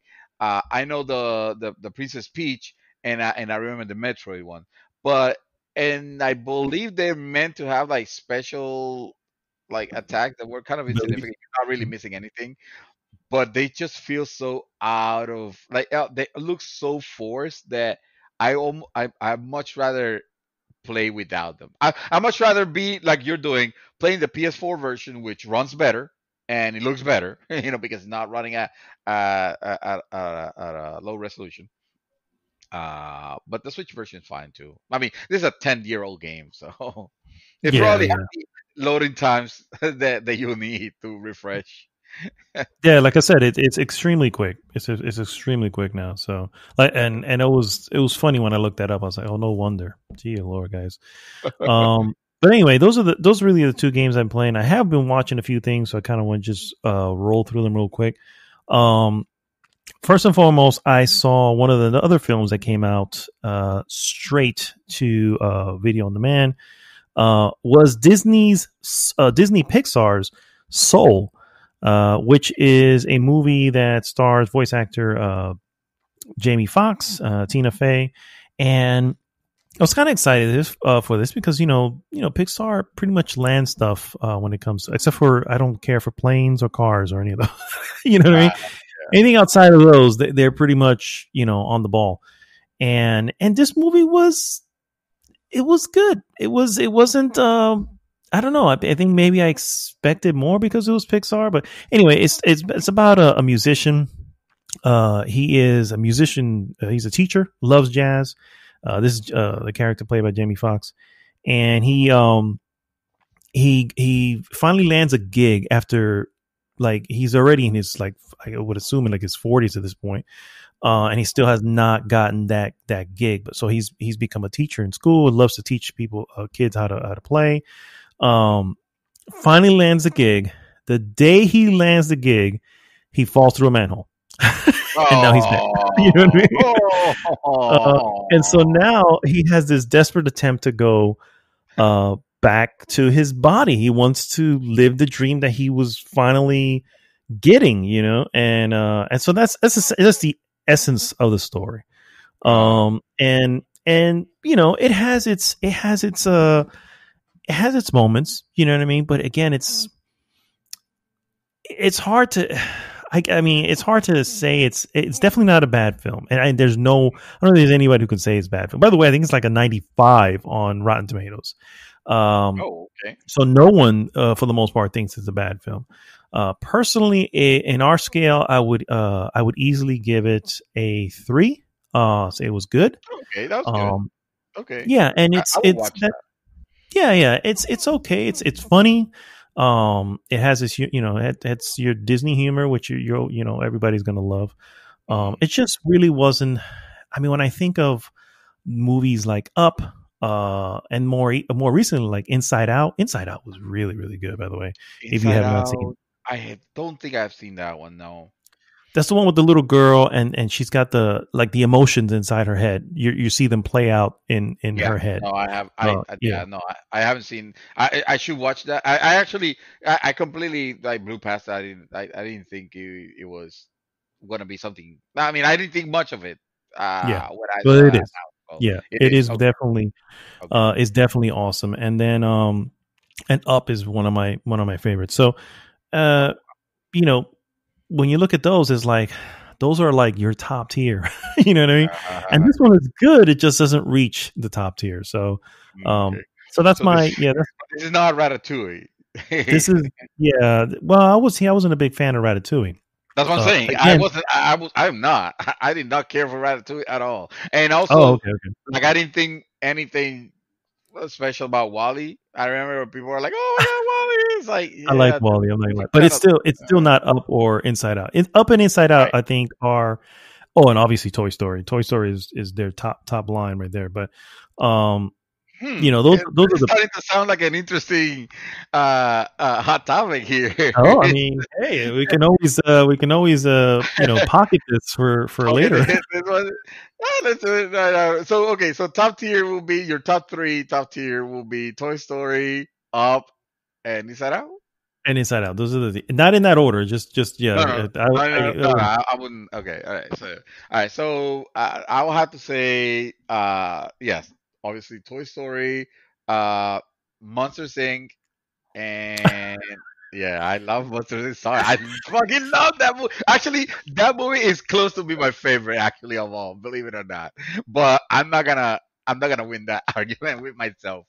Not the second one because Monsters Inc. 2 was complete garbage. That one it was a straight to video, or should have been. And what was the third one? Oh, and The Incredibles. I like The Incredibles a whole lot. Oh, The Incredibles. I forgot about The Incredibles. Son of a... No. Honestly, I would still... Wow. I would still put these 3. And that would be literally number 4. And again, the first 3, I don't have any specific order, but that would definitely be enough. The reason for it is, I think honestly, for the longest time, The Incredibles was the best superhero film that we had. For the longest time. Yeah. And that's not even a joke. The way they did that film, I was like, this is your superhero film. This is exactly what you want from a superhero film, and that was it for the longest time. You know what I mean? And so yeah. But when I look at that, it's when I look at Toy Story, when I look at Inside Out, when I look at Up, there's this underlying message in those three that just don't compare, or that the Incredibles don't compare to. So the Incredibles is action packed. It's fun. It's funny, and really well made. But these are all that, and on top of, well, minus the action, because it's not, the other ones don't really have that much action. They're not superhero films. So, but anyway, yeah, I forgot about fucking. Where is Monsters Inc. in your list, or where does it It's fall? not up there, my friend. It's down there with. It's you know what? It'll be sitting right next to Soul. Really? Yeah, Oh my, it's not one of my faves. Yeah. you know what? This movie is special because you're my Sullivan, bro. You're my Blue Monster. Huh? I'm Mike Wazowski. Wazowski. Oh my god. Always watching. Dude, that movie's hilarious. Fucking what's his name? Billy Crystal. Billy Crystal, Oh my god. And John Goodman. Dude, it's a perfect pair. Oh no, okay. All right. Opinions, man. They suck. But, Yeah. I hear you. that movie is probably oh shit, no, I gotta say it. I still have I'm required by law to say that Toy Story or The Incredibles is actually my favorite movie because of all the reasons that you mentioned. It's definitely there, but oh my god, it's such a yeah. Another movie I saw. Go ahead. Another movie I saw was actually based on a true story. This is one of my wife's picks, and it's called Bombshell.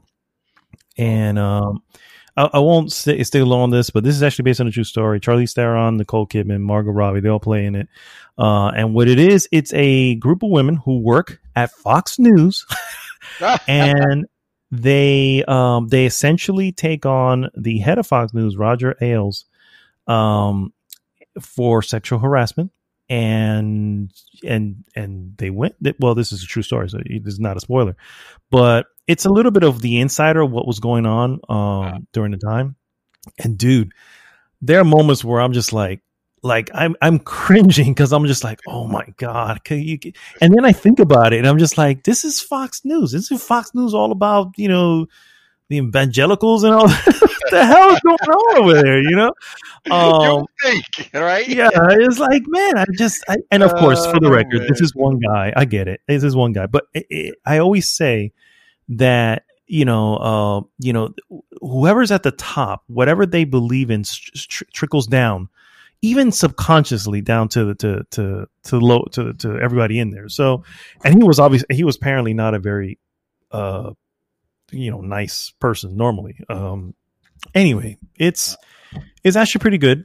We saw this on Prime, so you can actually, it's available on Prime, and it's not bad. It's not bad, but it is like, there's some moments I was just like, oh my god, I can't even watch this. You know, it's like I can't. I feel like I feel the tension that the women obviously are feeling in that moment. I wouldn't even know. You know what I mean? And obviously, you know, it's all about them wanting to be on TV. They want to be that news anchor, and it's like, hey, you know, one hand shakes the other. You know, hey, you want to be on TV? You know, that's the kind of thing. And I'm like, what the hell? So, I'm not commenting. Anyway. I'm not joking on anything on that because first of all, the truth of it is not funny. It's not. No. What I'm saying is, and that's not. I don't mean to laugh at it to make it sound. I know. Yeah. It's just like, man, it's one of those things where it's like, man, I could not. I don't know if I would ever want to exist in a place that had, you know, and I can only imagine that obviously no women would want to either, but so many women do work in, you know, and I'm like, obviously the guy's not there anymore. He got sued, and they ended up, Fox News ended up basically having him step down back in 2016, and he passed away in 2017. So, you know, it's just, it's just crazy, bro. It's just crazy. Sometimes you see some of these films that are based on true story, you're just like, the world there's no fiction sometimes here. strange. Yeah, stranger than fiction. The real life sometimes. Yeah. And the last thing I did was I finished season 2 of the Mandalorian. And Oh, the Mando. the Talk Mando, to me about the Mando. I gotta say, it was good. You know what I mean? I won't deny that it was good.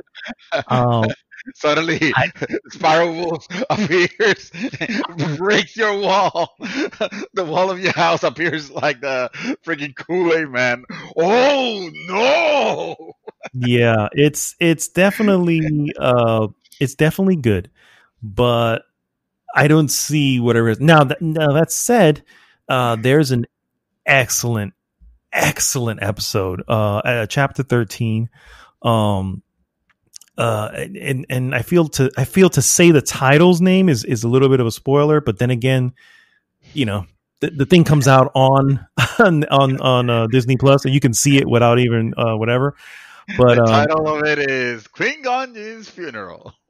no, it's called The Jedi. The title's called The Jedi, and so it's most of the titles are kind of listed. Spoiler alert: Jedi's appear in the Star Wars universe. You have been warned. Yeah. Just in case you didn't expect that, that was an excellent episode, dude. I would easily give that episode alone a good 4.5. It was so well freaking done. It felt like a Japanese film. Like, it had this little village, it had this standoff, it had all these little things going on, and I was like, this is freaking awesome right here,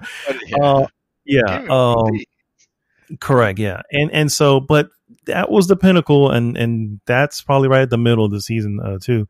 And so I finished it off, and obviously I'm not going to say spoilers here on it, but when I got to the end and I saw, I guess, what everybody was seeing, and I was like, okay, I mean, I guess that's cool.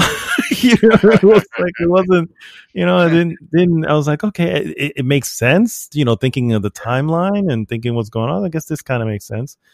But yeah, it was good. I'm gonna leave it at that. It was good.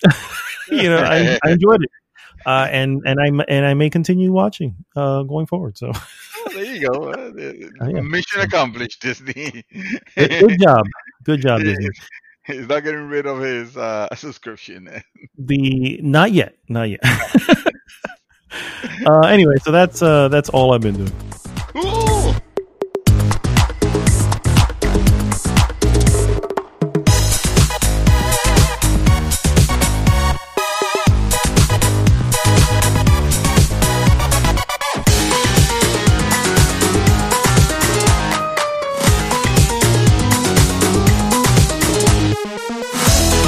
All right, we are back, guys, and it is now time for the useless news that you can use. And believe me, they are useless. This week, we are both at the end and beginning of the year. It's that weird time where nothing is happening. And it's the weekend, so you know what I mean.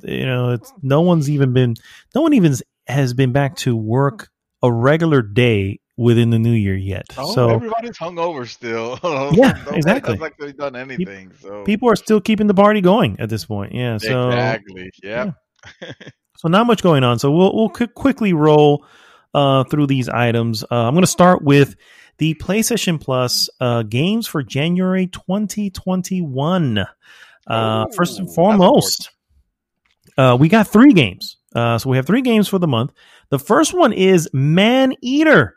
Man-Eater is a game where you play a shark that eats people. Actually, I've seen a lot about this game, and I've seen a lot of impressions and stuff like that. I don't think I've ever actually seen a review. Yeah, a lot of good. Not a baby shark. Correct. Yeah. Now there is one caveat about this. This is actually the PS5 game of the month. And even though it's cross-gen, you will not get this for free on PlayStation 4. So if you don't have a PlayStation 5, you can still tag it, and when you get the PlayStation 5, it'll be there for you. But if you have a PlayStation 4 still, unfortunately, yeah. So there is a so many. There's a PS5 specific version of this game. Yeah, I didn't so know that. this is the PS5 game of the month. It's probably the same game Yeah, for the yeah. record. You know what I mean? I mean, It's not like there's any bells and whistles in the. I don't I'm think not so. gonna let you play it because Correct, you're exactly. already getting a game for PS4. Thank you very much. Yeah, for PS4, uh, you're going to get first off Shadow of the Tomb Raider, which is the third oh, in the Tomb Raider reboot series. that's a meaty Which game. it is a meaty game, and I for one played it, and it was it was more of the same. In the end, it was more of the same. Um, if you liked all the other ones, you're gonna like this one, and I enjoyed them.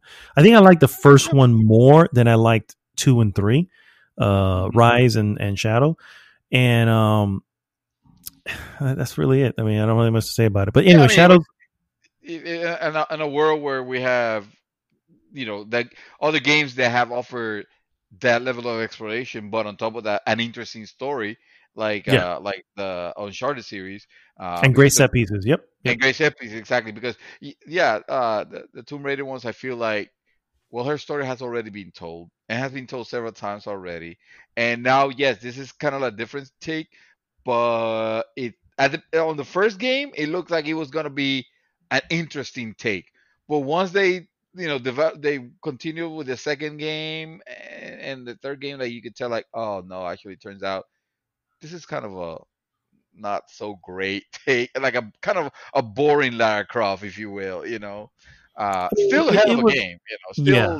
Still, especially I freaking still, free. yeah, I had a lot of fun with it. The storyline in part 2 ends with a little bit of a cliffhanger, and so this Yeah. continues, but it does wrap it up. So it's just Okay. essentially, for the most part, um, wrapped up. Yeah. The main overarching story with I forgot the group that she was fucking having to deal with. Probably the demons Yeah, or no. you know, Demon worshippers, not the demon themselves. Yeah.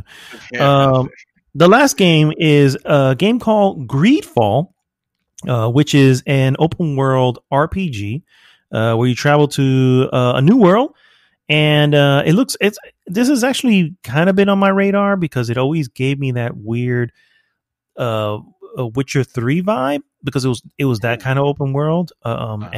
it looked like a lot of systems, a lot of combat. The combat looked actually better than, say, for instance, uh, Dragon Age combat, where you're just standing there swapping a sword at something. This looked like it had a little bit more Like Impact, sort of. actually. Yeah, exactly. So I was like, okay, I get it. But it did come out to, and I think the reviews aren't bad. They're good. They're They're good. overall they're good. And but I was like, I don't know if I want to jump into that. So I was waiting for a deal, and now it's for free technically. Yeah, It came I for think I Thursday. think you might have convinced me. I think I might tag it. It's one of those games where it might have gotten lost in the shuffle of all the other, major games, but I feel like if it would have been released at a better time, it probably would have gotten a little bit of a better reception. Yeah, But it's still I fine. agree. I agree. Yeah. Yeah. So yeah, those are your free games for PlayStation Plus. We already covered the Xbox games with gold last week, so please tune into that if you want to check that, or just look up the We're article. not gonna repeat it. The yeah. It's pretty Uh, good. my last piece is a little news about Warner Brothers. Believe it or not, because we need to talk about them. Warner Brothers will expand its DC Films line starting in 2022 with 4 films in theaters every year, 2 Whoa. exclusive to HBO Max. And then, of Oh, course, wow. television spin-offs coming fast and furious. So DC Fast and Films, the Furious also is no, part of the DC universe. Holy shit! That's a megaton. that You is heard it here first, guys. quite The the typo crossover. there, guys. Yeah. Oh. DC Films President Walter Hamada explained the studio's new plan to the New York Times, saying, "With every movie that we're looking at now, we are thinking, what's the potential Max spinoff?" With the release of Wonder Woman 1984 on HBO Max, the studio's 2021 film slate set to follow due to the ongoing coronavirus pandemic. There are still plenty of DC films on the way in 2022 and beyond. We have the Matt Reeves Batman, or the Batman, excuse me, a Flashpoint adapting Flash film. Dear Lord. A Black Adam movie, which also is set to introduce the Justice Society. Another Shazam, Fury, which is called Shazam Fury of the Gods. Of course, they have the Green Lantern Corps, Batgirl, Static, Nightwing, The New Gods with Ava DuVernay, I don't know, Black Hawks, and of course, Aquaman and Wonder Woman 3 that has just been greenlit. So a lot of these films coming, and now Warner Brothers basically looks to saying, well, we're doing this in 2021 with everything. Let's see if we can do 2022 a little bit of mix of stuff. So it's interesting. We'll see. HBO Max is definitely, they're trying. Yeah, they're trying. Yeah, I mean, it's you can't blame them for trying with Wonder Woman, because no, that movie was not great. But I still appreciate the fact that, hey, at least I didn't have to pay more than my subscription. Yeah, exactly. I was able to see it, and I can, and it's available for the month. And that's one of the things that I want to make sure we cover from the movies that are coming in 2021. They are only available in the service for the month. They may come back after some time, but while it's in the theater, it's only for that first one. So day and date at the theater, it will also be available on HBO Max for 30 days. And after that, it's not there. Same thing with Wonder Woman 84. If you have not watched it yet and you still want to watch it, regardless of what we've said, you have a limited time. Unless you want to go to the theater, and then, well, do you? I've been looking to see how that movie did, if any. Like, how did the movie theater experience went for this movie, and I haven't been able to find a single report on it. I did, actually. You're talking about Wonder Woman? Yeah. Yeah, I did, actually, and it made a paltry $16 million on its opening weekend, which, again, that's not 16 million. Yeah. At the movies, the way the things are right now. Okay, so that's low. Yeah. And so that is not a knock on the movie. Obviously, it's really more of, the world we live in now. Yeah. So, we're going to the movies right now, and we reason so. Exactly. I don't know, of course, and I guess we'll never know. I mean, we don't know if these guys are going to. HBO Max is going to talk about it, but so domestically, so it's important to say domestically it was 16 million, internationally 68 million, so total 85 million worldwide. That's to date. Okay. So I don't know what's the level of direness on a number like that. Oh, okay. So let's take a look at Wonder Woman, the first one. Okay. Domestically, it made $412 million. Okay, got you. Another 409 overseas. So we're looking at 822 million worldwide. So that is there you go. Yeah. It's about 800 million less is what it made. So roughly. So yeah. I hope that a lot of people tune into HBO and he got them a lot of subscriptions. I mean, that's I think what they're trying to do, because obviously it's one of those things like, okay, so maybe we'll get somebody to subscribe for the month, but if we have something coming out every month, then we don't have. They're not going to leave. You know what I mean? We have content now. Did the cost of that content, are you going to recoup that with these subscriptions? Hey, I don't know. You know what I mean? I assume they try to figure that out, but yeah, we'll see. That's it, guys. That is all we have for the news. So I don't get to give any news. Oh, I'm sorry. What'd you have? My bad. I have nothing. Okay. And that's my news piece. You heard it here first. And no news is good news. So I'm told. All right, guys. Well, I know we just got back, but I have this certain urge to go to the bathroom. So I'm going to go to the bathroom, and we'll be right back with our hot topic.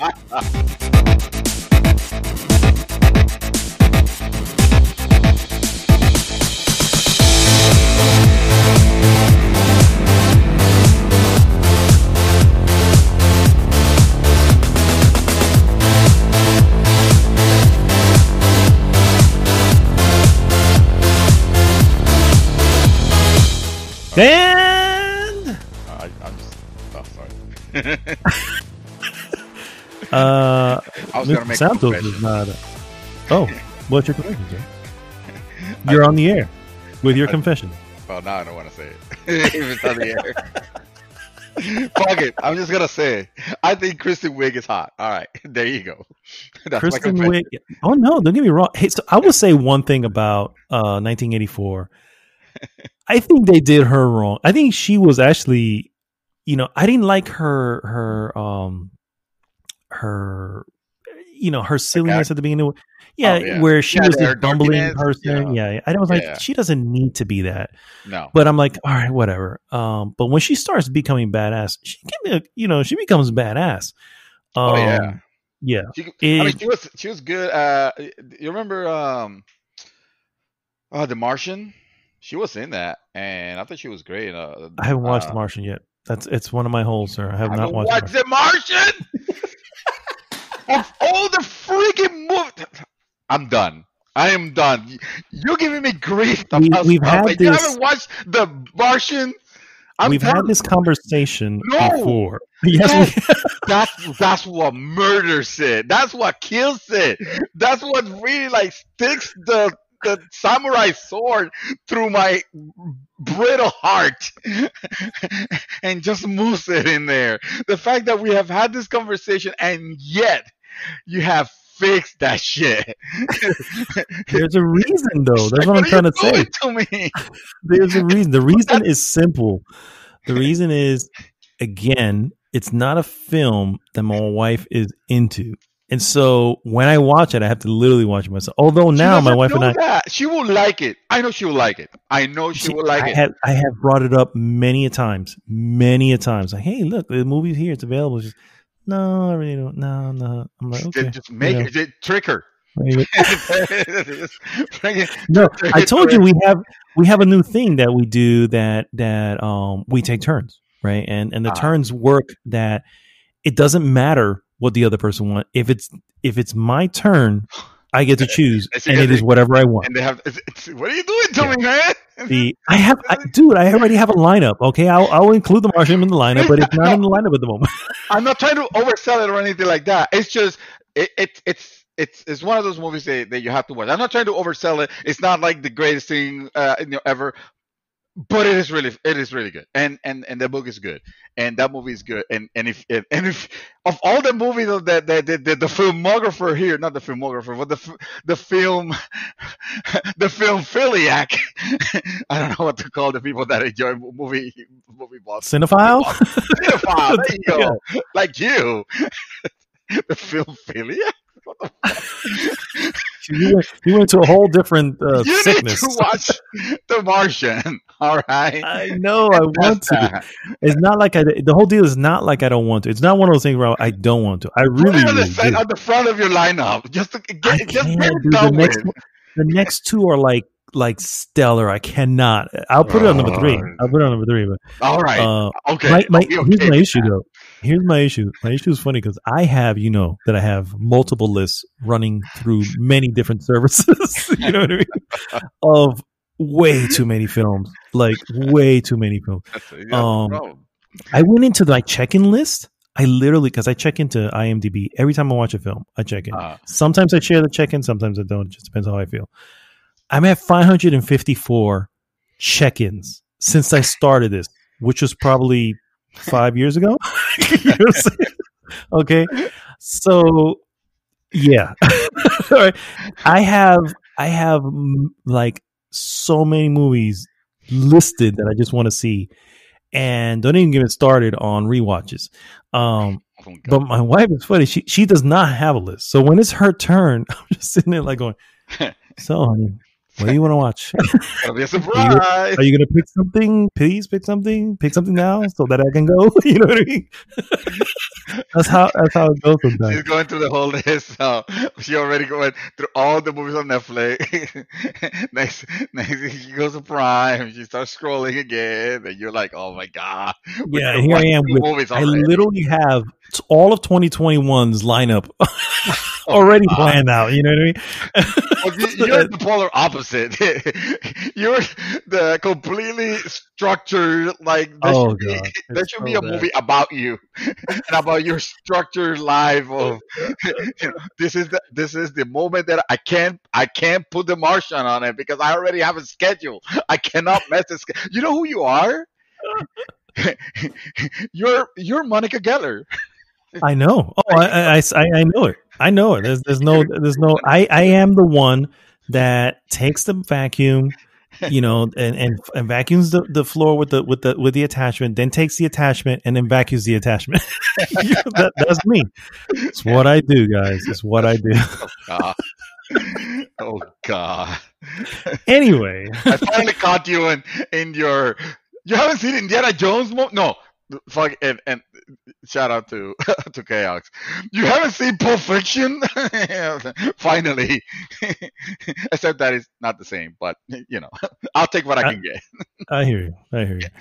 But yeah, it is on the list to watch, and I will. I promise I will eventually get around to it, and obviously I'll bring it up here when I do. So Whatever. Text me when you're done. So but no, what I was saying about Kristen, circling back to Kristen Wiig, oh, yeah. My issue with her, he's like, oh yeah, that's where we were. My issue with her is that I don't have a lot of experience with her in films, and two stick out like sore thumbs. The first one, obviously, being 2016's Ghostbusters, which was no bueno.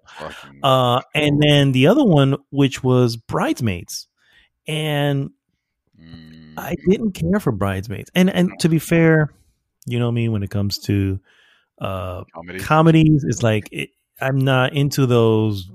That type, I'm just not into certain comedies. You know what I mean? I prefer my older comedies, and I don't know what it is, but the point is that Bridesmaids just did not hit, dude. And my wife and I also agree on it. She didn't really care for it either, and we watched it from so many people. Say, "Oh my god, it's so funny! You gotta watch it." And we watch it. And I'm going, "Damn!" I mean, it had one or two really funny moments, but outside of that, I was just like, "This is stupid." I didn't really, didn't like, And again, Kristen Wiig is the price. So those are my main two things. Yeah, obviously, I have not seen The Martian, obviously, and so when I think of Kristen Wiig, I'm just going. When I heard that she was in Wonder Woman, I was like, "Oh, really? Okay, well, we'll see." And she did very, very, very good, particularly when she became the badass. Towards the, I was like, "Ooh, this is okay." Kristen Wiig can can deliver, but the whole CG fucking fight. Just like, and why was it so dark, bro? It's like they were darkening it so that it can hide the errors. Yeah, the errors in whatever. I'm like, why is this dark? Everything else in the movie is super vibrant, and this fight here that has the CG whatever has to be dark. Anyway, guys, this is not the hot topic for the record. The hot topic is you haven't seen The Martian for some unknown reason. It's like you haven't seen The Arrival or some shit like that. I don't know. Actually, I bought The Arrival recently. I was like, I need to watch that again. Yeah, movie something else. Yeah. Also, Martian, not to the same level. Just so I can set your expectations. It's not. I'm not saying that it's bad. I know. It feels like that level of hole, but it's not. It's not that big of a hole. Fair enough. All right, guys. It is time for the hot topic. Hot topic again is our 2021 most anticipated. And again, when we say most anticipated, we're playing loose and fast with anticipation here. It's hey, this is kind of what we're. We don't really care. Is what well, I don't want to say that. It's not that we don't care, but it's one of those things where like. If I don't get to it, I'm not going to lose my marbles. You know what I mean? So, and I want to go ahead, since we're on the topic of movies, I just want to go ahead and jump on the movie train, if you will, and kind of go into what 2021 has set up for the moment. For the moment, obviously, this is all subject to change because COVID is still a thing. So who knows if any of these get delayed further. But starting with movies. Do you want to go back and forth, or you just want to do your five, We could go back or and forth. whatever I you feel have? Yeah. like that way it's a little bit more. Yeah. Okay. Well, real Okay. quick, I want to get one out of the way, and which is not really. It's really more of a curiosity one. I kind of want to see it. Or I'm kind of interested in it because I, I do like the animation. Raya and the Last Dragon, which is actually a Disney 3D animation film, but not a Pixar film. And so I'm curious about that because I saw it was a trailer or a teaser or something they had for us. Like, oh, this looks pretty cool. Stars Kelly Tran, which is gosh, what was her name? She was in The Last Jedi. And also Aquafina. Shit. Yeah, It's I don't fine. It's remember. fine. You guys know who I'm talking about for Kelly Tran from Last Jedi and from the last movie. And so Aquafina also stars in it. And anyway, it looks pretty cool. And I just want to mention it real quick. But starting off with my number 5 that I am most anticipated to see next year, and that would be James Bond's No Time to Die. And that is That's your number five. because, Okay. yeah, because I like James Bond. I've watched them all. And so, Mhm. yeah, it's got to I be like there.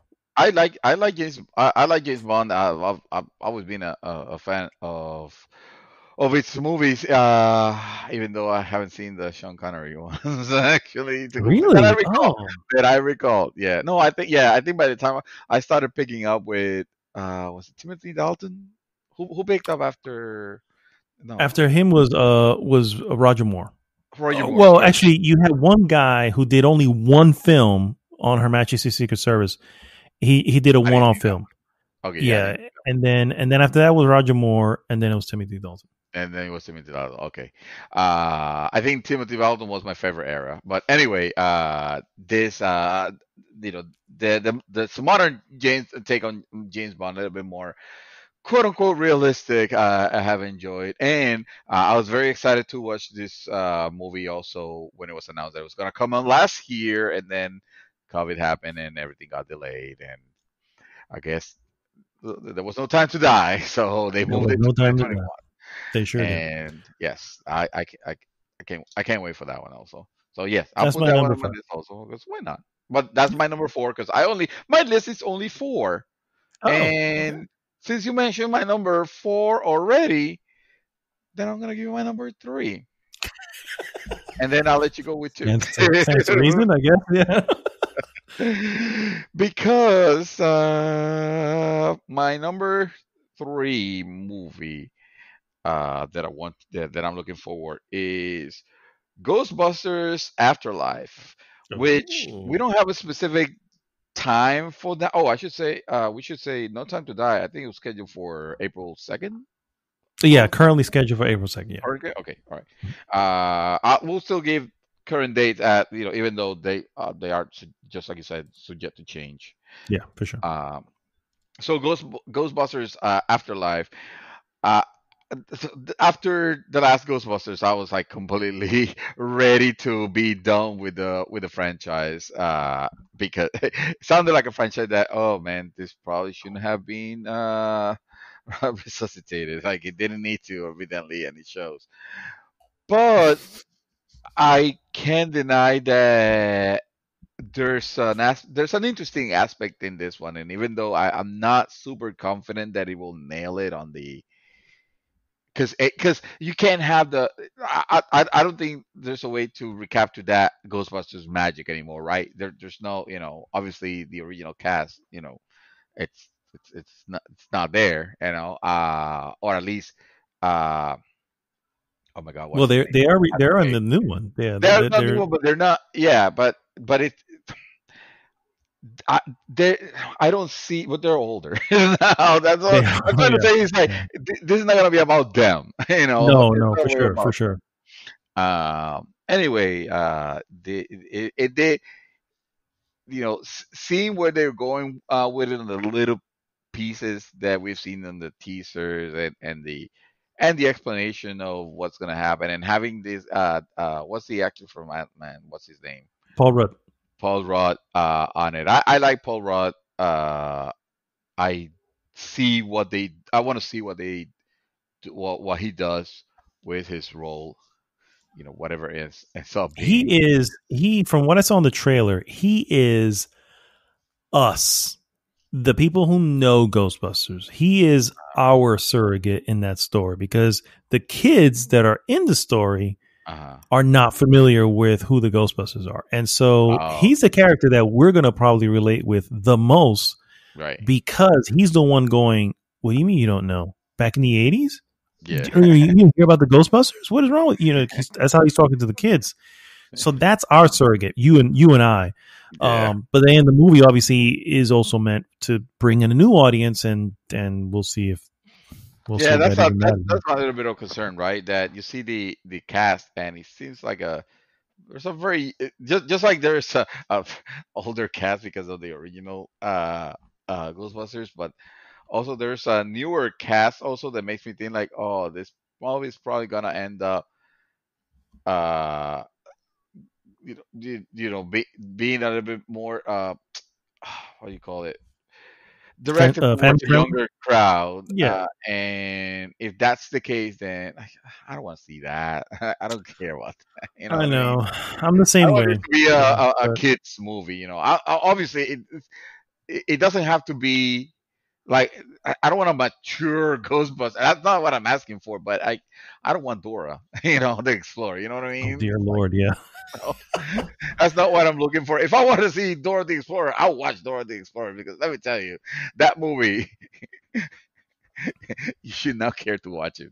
Yeah, But I don't. I'm not gonna deny it. I'll say that I didn't have fun watching it Fair enough. because I'm uh, lying. I did not have fun watching it. But all right. oh man, I see So worse. that's There to be you go. determined. That's The Ghostbusters is to be determined. They don't have an actual date, but they have it set for summer of 2021.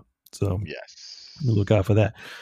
Also coming out in the summer is mine. I'm going to do my number 4, number 3, so I kind of catch up with you. Also coming out in schedule currently for July 2nd. I feel like a lot of these movies we're gonna be matching. We're gonna be together. Yeah, probably. Yeah. Top Gun Maverick is my number 4. Oh no, fuck that. I And don't care about that. it's my number 4 because I love Top Gun. Like Top Gun is one of my just go-to action. It's got the machismo. It's got everything. Beach A volleyball. dude, huh? The beach volleyball. It sure has beach volleyball too. It has everything. It has everything a dude just wants to be. And then of course this one is already, they're talking about how the dog fights and everything are completely filmed differently and realistic and all this stuff, and he's in the jet, so you're looking at this guy in a jet while in flying, and all this, and I'm like, okay, all right, I can be down. I can be down for that. So it looks good. It's obviously it's going to be a summer blockbuster popcorn flick, you know what I mean? Yeah. But yeah, it's definitely on my list. The next one after that is a little bit more. I really, it just comes out a little earlier, June 18th, and that is In the Heights. And of course, if you know me, you know that I love Hamilton, and Lin-Manuel Miranda is the creator of Hamilton. Create pretty much everything in that freaking play. Yep. And he also created the play In the Heights. That was actually his first play that he did. Didn't obviously hit the heights of Hamilton, but thank you. Nice. Yeah, no, it's the perfect delivery. Also, thank you just went confident with it. You didn't even say no pun intended or nothing. You're like, nope, I'm owning this shit. I might as well. Because I kind of stumbled into it. It wasn't In the Heights when compared to Hamilton. That said, this is definitely a story more closer to my heart because it is about the barrio in New York City, and I saw this trailer and I was it just hit me, bro. I was just like, oh my god, I can almost smell those streets. You know what I mean? And I'm like, it just, and then the music, it's, it's all real Latino. You got your Puerto Ricans, your Dominicans, your Cubans, and down there, and it's all about that because that's what the fucking barrio is, bro. And Yeah. so, yes, it's a musical. So, hey, whatever. You don't like Okay. musicals, then Yeah. please move it along. You know what I mean? But I love musicals, and if he can nail this, if they can nail this film the way they nailed Hamilton, this is not like Hamilton, like a play being shot into a film. This is an actual film. So this is Right. your typical Hollywood musical. And Yeah. anyway, that's my number 3, and comes out June 18th. Well, shit. I'm glad you mentioned that because that was not on my list because I didn't see it because I completely blanked out and forgot about it.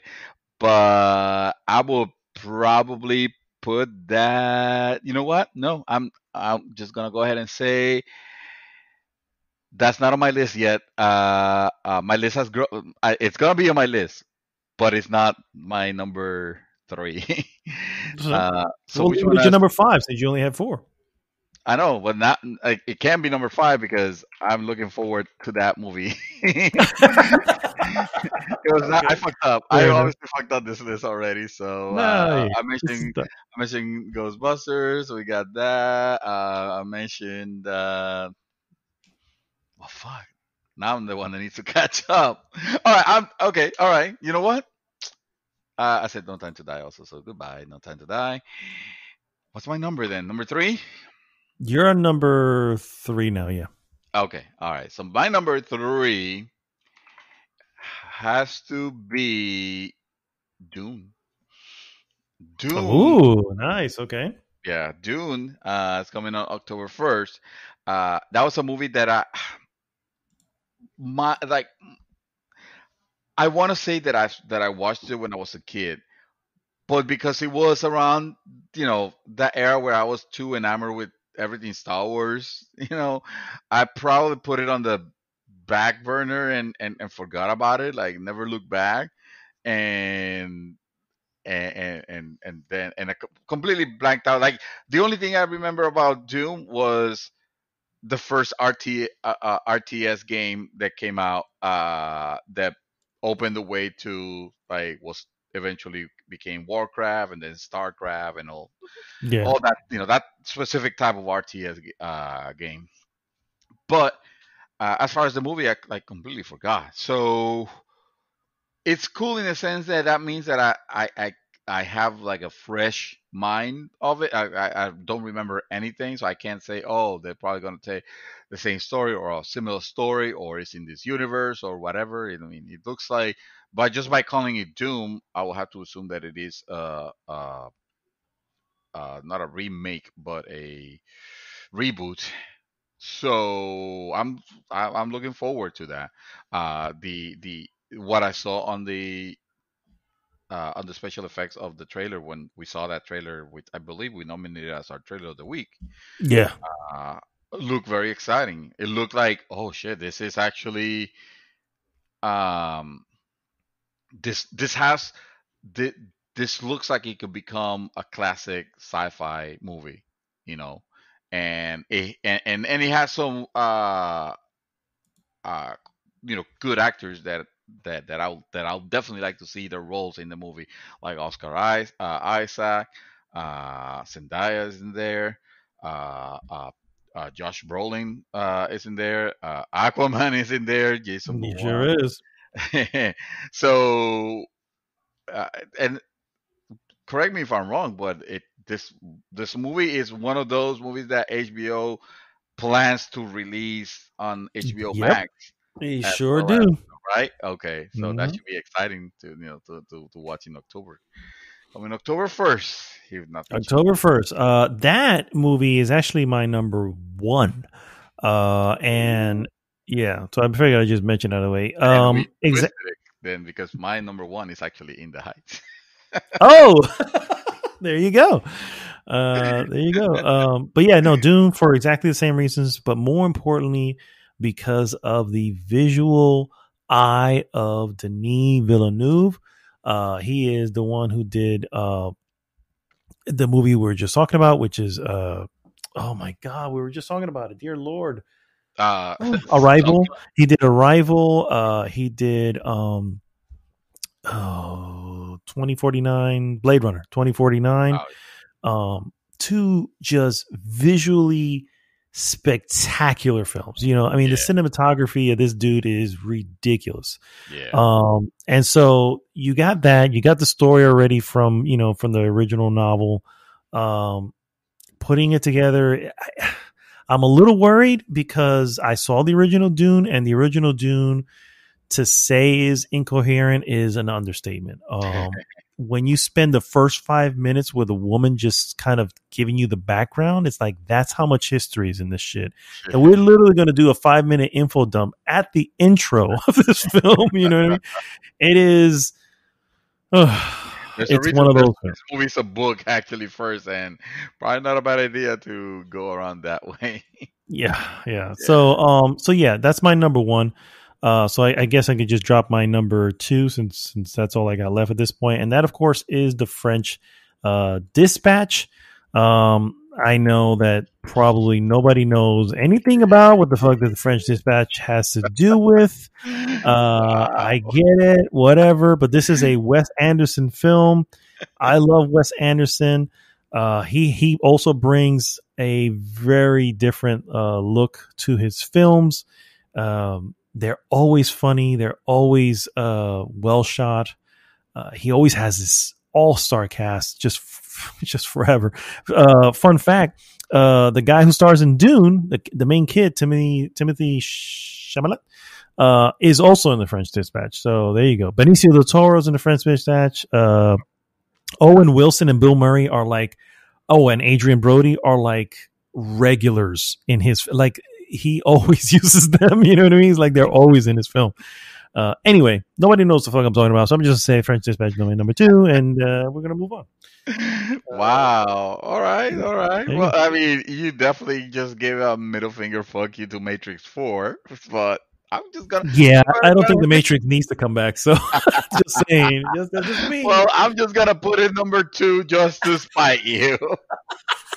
Fair enough. Hey, Because it hey. needs to be actually, in all honesty, Matrix 4 should have actually been my number 3, and Doom number 2. Just rewatching the trailer, or just putting it in the background just to remember when you spoke about the cinematography. When I was talking about effect, of course, in my limited vocabulary, that's really what I was talking about. And then just going back to it and seeing it, I was like, oh fuck yeah, no, I think I fucked up. This movie should have been my number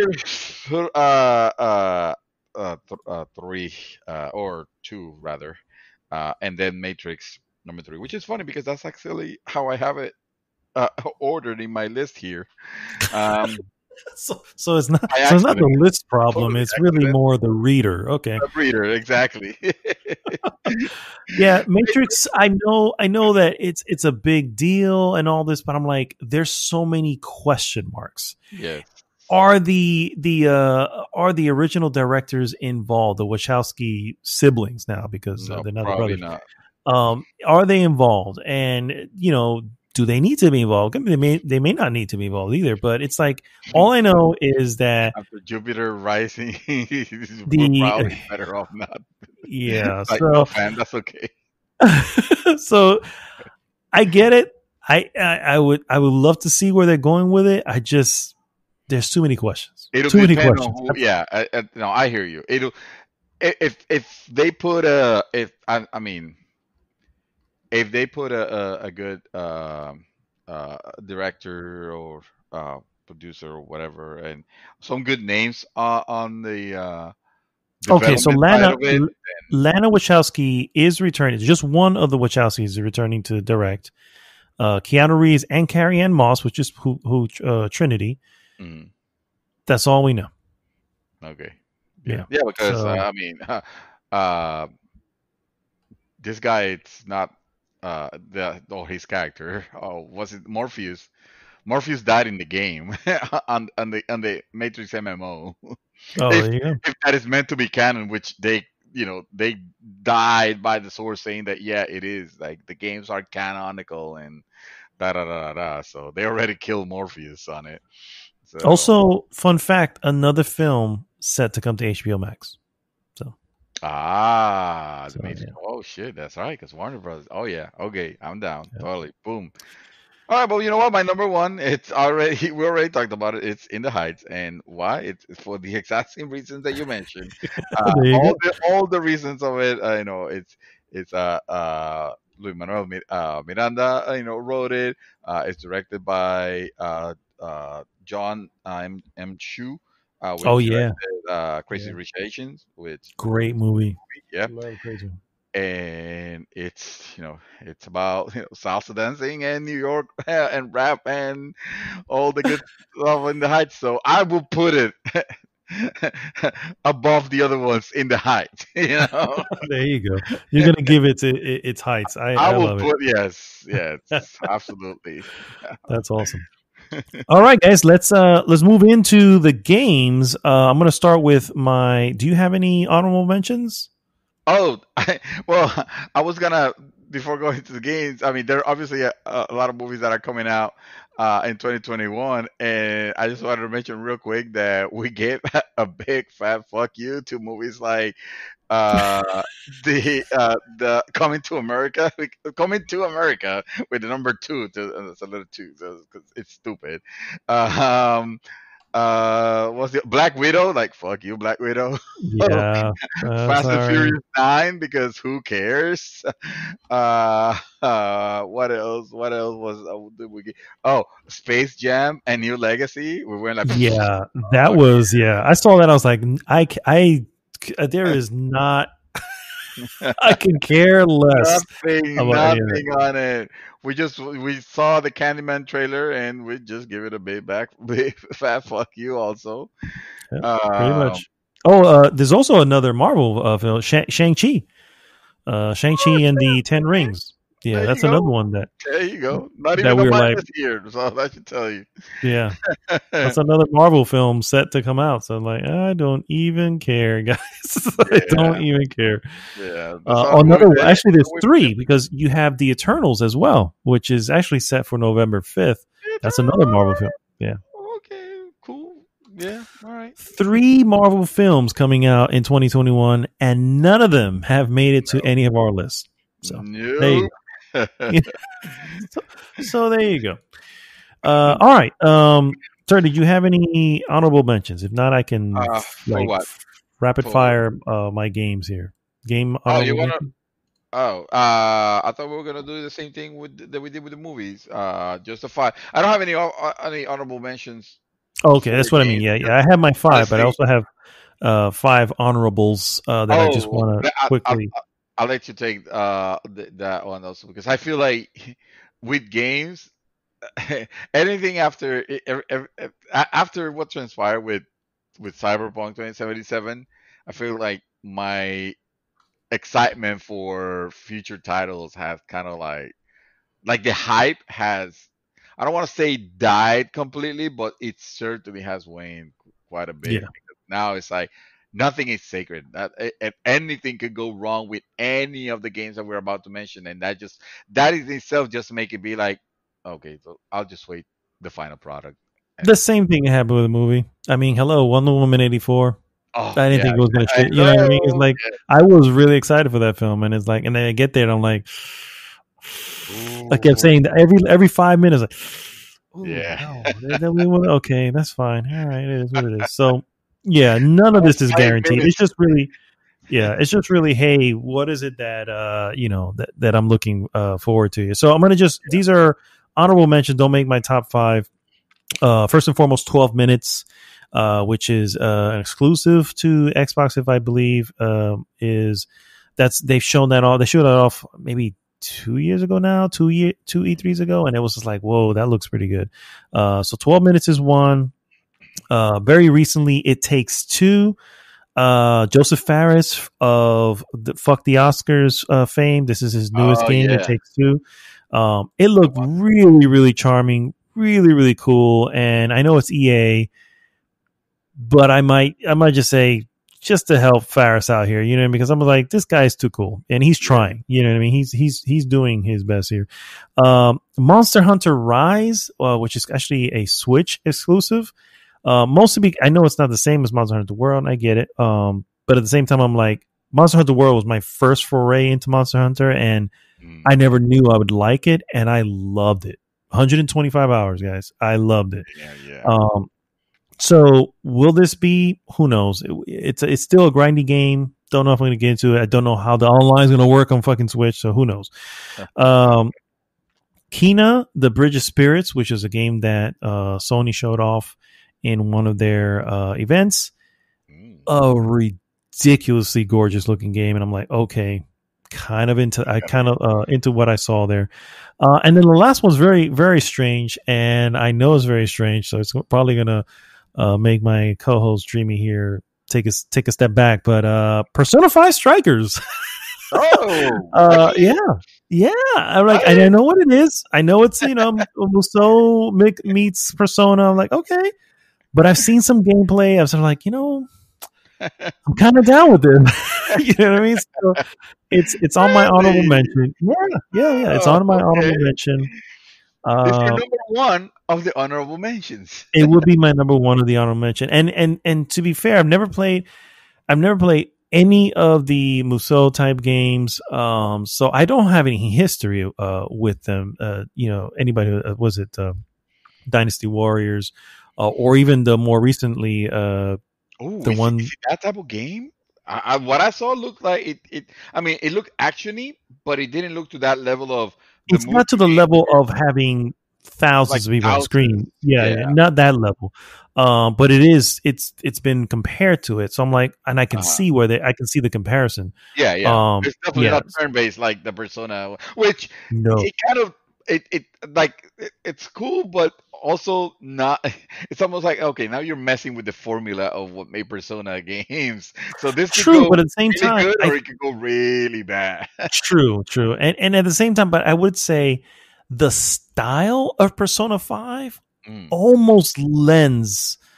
It almost says you should already be an action type game. You know, when you look at the style, just from the menus, it's just like, this is really flashy and everything's happening. It's like, this should probably be. It almost fits like it would be a better action game, just because of the style that they use for Persona 5. So yeah. So anyway, yeah. I'm not gonna say this. So those are my honorable mentions, but obviously they are not on my top 5. I will start with my number 5. Yes, Resident Evil Village. Yeah. I used to have not played. I knew it was gonna be on your list. It was just yeah. You still have not played Resident Evil 7 Biohazard, and I you own it like twice. certainly should. You own it? Mother, you gave it to me. Oh, that's right. That's right. And I have it on PC also, I think. It is Resident Evil 7. I mean, that shit injected life into the franchise. Wow.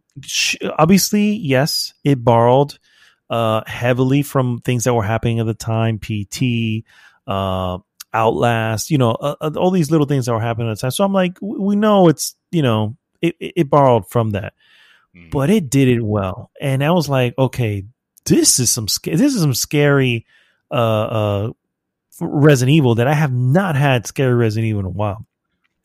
And so this is a direct sequel to 7. And so, yes, that is my number 5. This brings back Ethan Winters from 7. And so, yeah, so I'm down with it.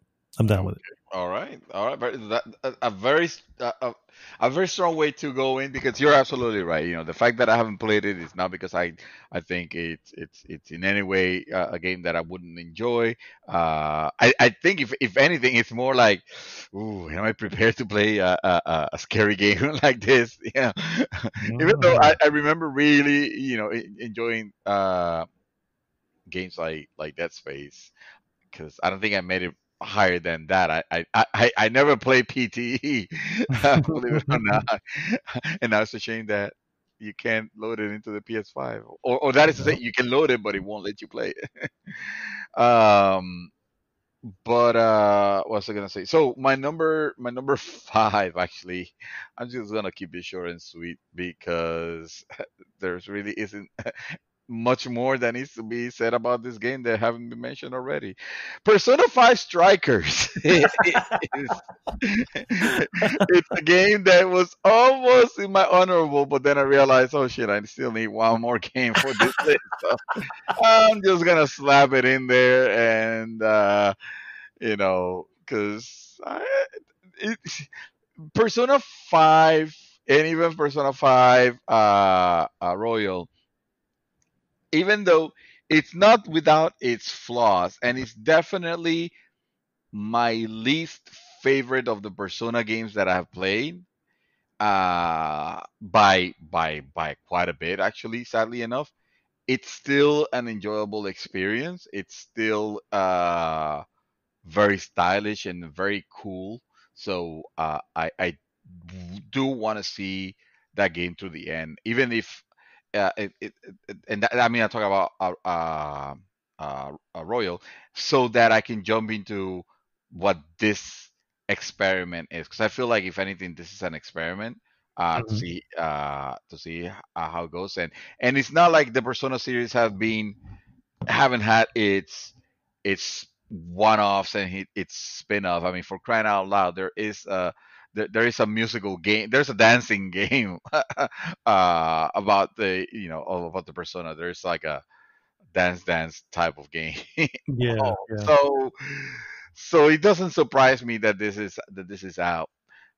It does look interesting. I want to see what that experiment is, but I'm putting him on my list just because I need to have 5 games. There Honestly, you go. I could All go right. either.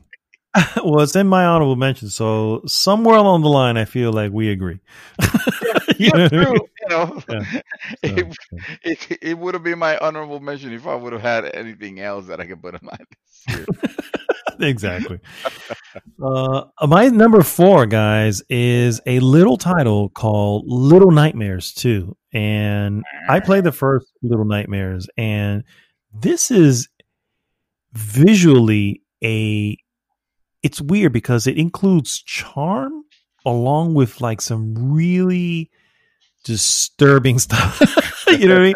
It's the first one was this little child that was trying to get through uh this world of horrors, and the horrors were very almost Tim Burton-esque, but also almost looked like you were playing a Tim Burton film. And this one here, Little Nightmares 2, also has very similar creepiness and all that. And so I love the first Little Nightmares. I still have Little Nightmares actually on my console, and it's just really good. And so I'm glad to see that they made a sequel.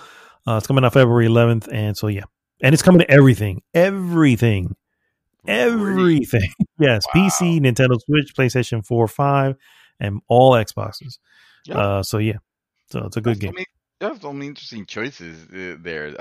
Absolutely. Something I didn't expect to hear on your top 5 and most anticipated, but I don't know if it speaks to what we know of the games that are coming out, or It if it could be. speaks to our difference in likes and opinions. Oh, okay. I think honestly, I think it speaks more to what we know is coming out. And looking just over the list that we had both gone over of the top 50 games or whatever, and it's just like, yeah, there's some of them where like, well, I am kind of, but am I, you know what I mean? And so yeah, so Yeah. when I look at this and I'm like, and don't get me wrong, the developer Tarsier Studios can easily fuck up this, and this is a an indie title, so they can easily fuck up the second one. But their first foray into this particular world was so good. I'm like, yeah, Mhm. I just Yeah. when I see it on the list, I'm like, oh yeah, you know, that's the feel I get when I see the name. I'm like, oh yeah, because I'm Yeah. that's an immediate buy for me. So Yeah. Yeah. No, I hear you.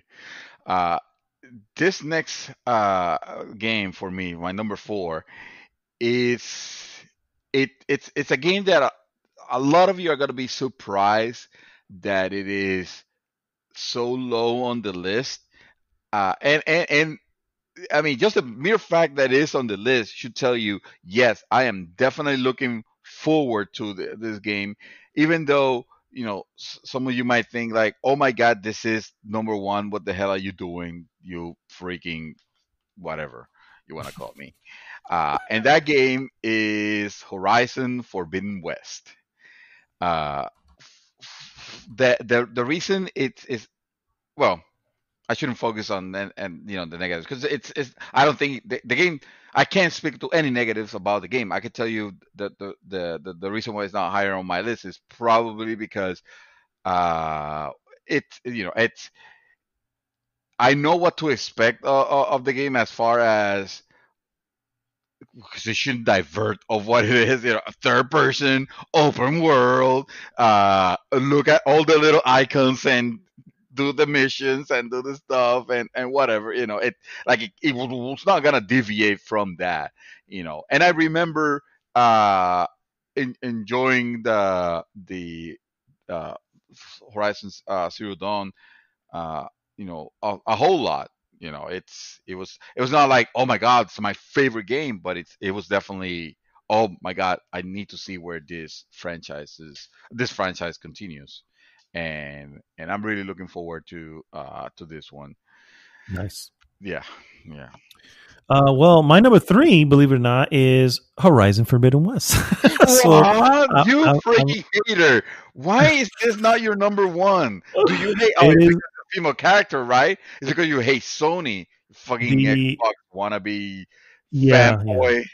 yeah. That's exactly what it is. And plus, Silence, he was a cool character, but no, he wasn't. So no, no, no, no. No, I mean, I again very similar. I kind of echo a lot of what you said, which is I kind of know what I'm getting into here. It's one of those things where when I look, I'm always about.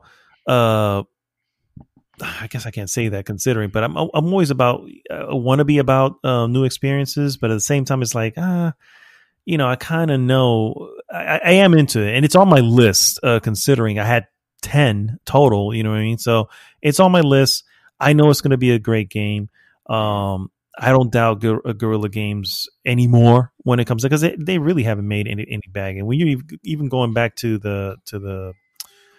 their first person shooter, freaking, oh dear lord, I'm getting fucking old. What the hell was their first person shooter? Uh, um, fuck. Yeah, That's what it was called. exactly. Whatever. Anyway, their first person shooter game that this old bastard cannot remember right here. Anyway, he Killzone, son. Killzone, yeah, yeah, Killzone. So they did well on those. They never. Yeah. Although I would argue that the very, very last one they did at the very beginning of PlayStation 4 is probably one of the best Killzones. And if you haven't played it, everybody should check that out. Shit, I But missed out on that one. Killzone, the whatever. yeah, that one. The one. And so, yeah.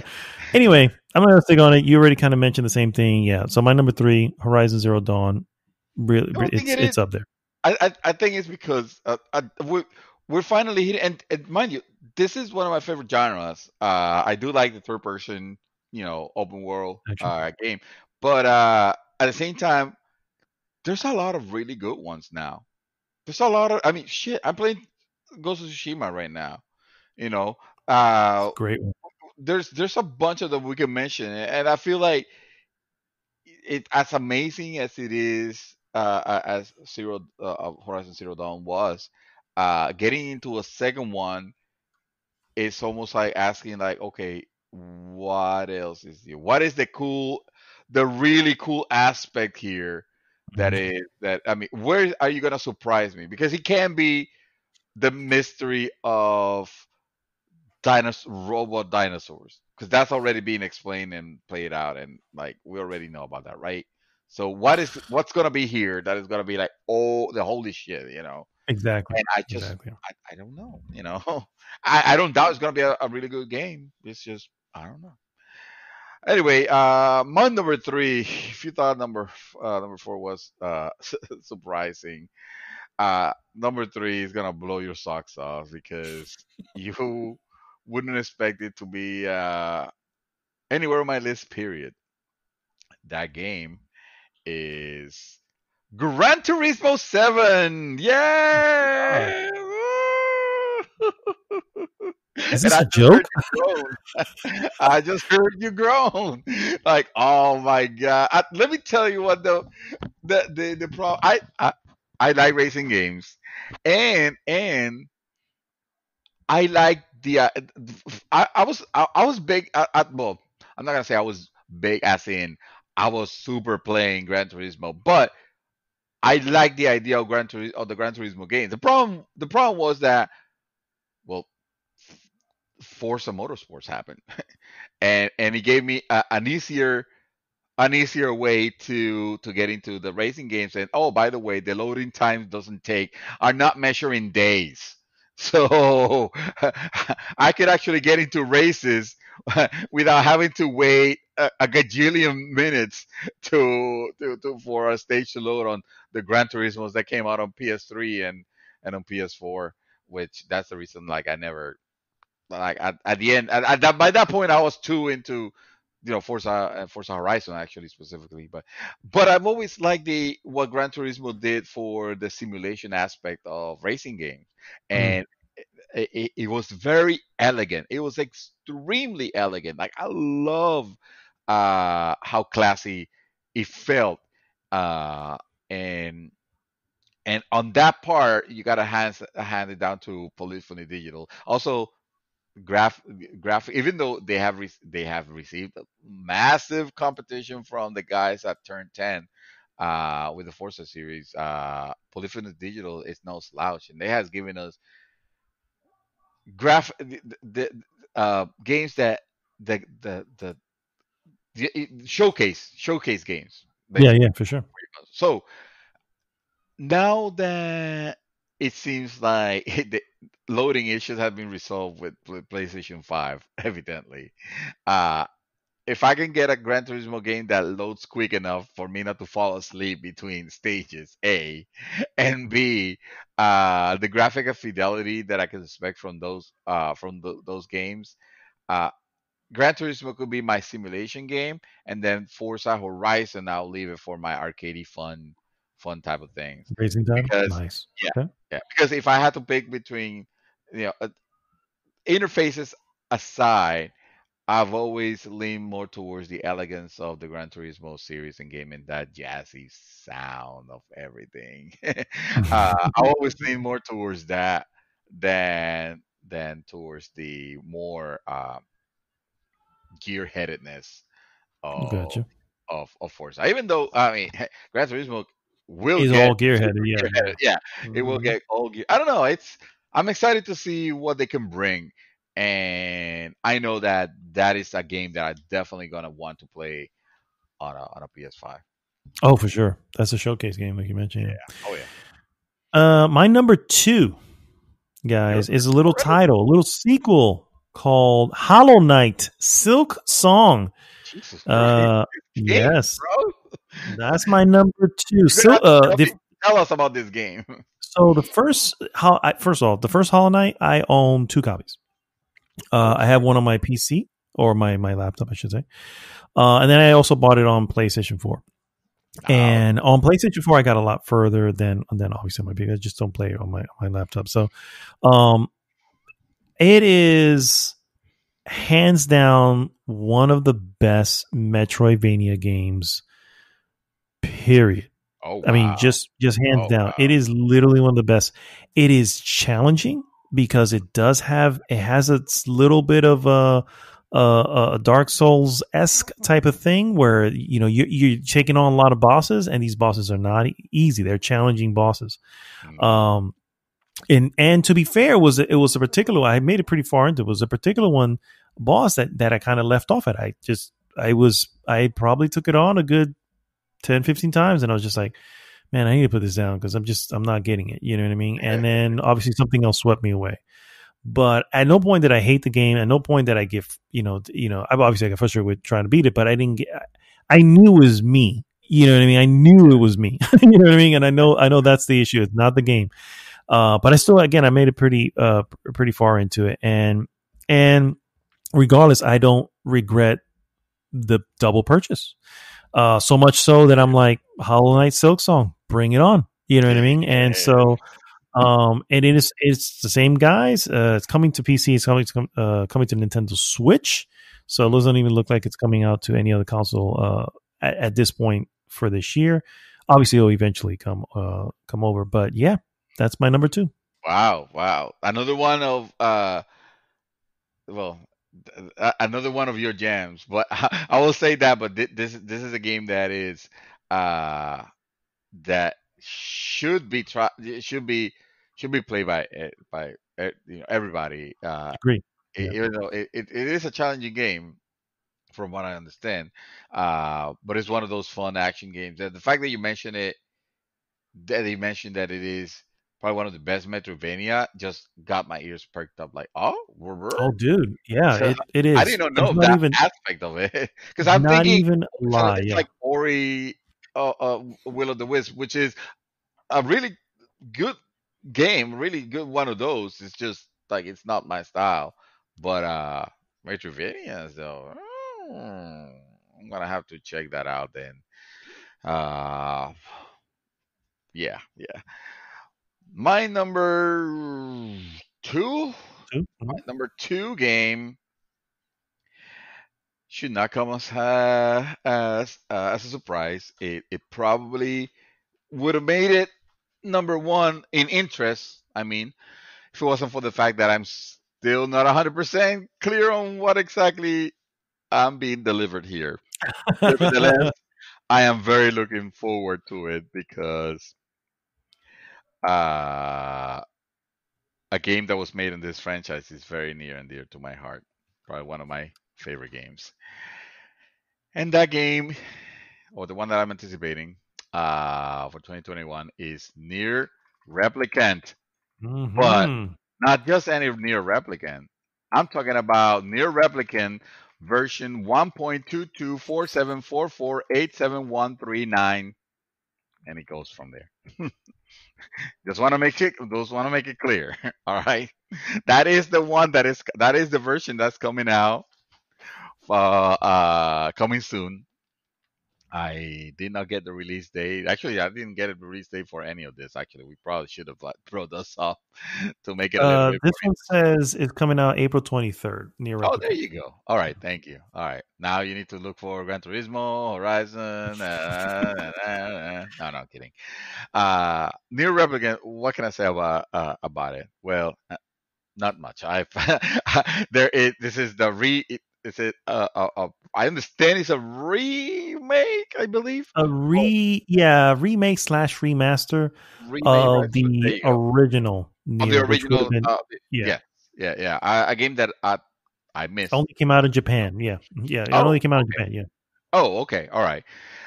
It is all I know is that I played Nier Automata and I fell in love with that game, with the message of that game, and with the story and the characters, and not so much the actual world in itself. Because let's face it, I'll be honest with you, it was kind of a drabby place, but uh, at least for the drabiness that it was, the enemy designs, even though at first if they're kind of silly, because they are, and I wouldn't say they're the particularly the best either, but it makes sense in that world.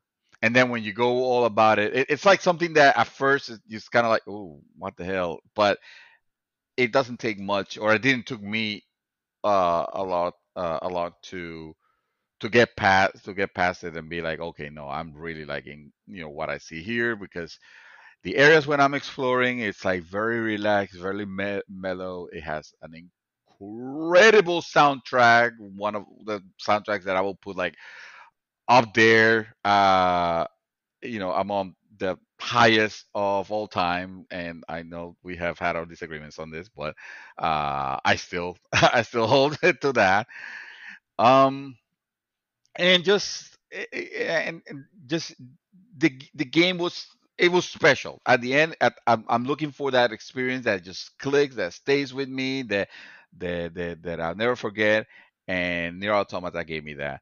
Uh, Being that this is I guess the prequel to that or the Mhm. first one, uh, I'm interested in seeing what they do with it. Obviously, they know that they have to work on it because they can't just. I mean, if they tell the story, the story of the first one and leave everything untouched, like oh, let's just pretty up the graphics. I No, don't no, think no. the game That's what I'm saying. will get in It's comparison. No, no, I agree. know. Yeah. Yeah, Yeah. I feel like if they were to do that, then it would pale in comparison to Nier Automata.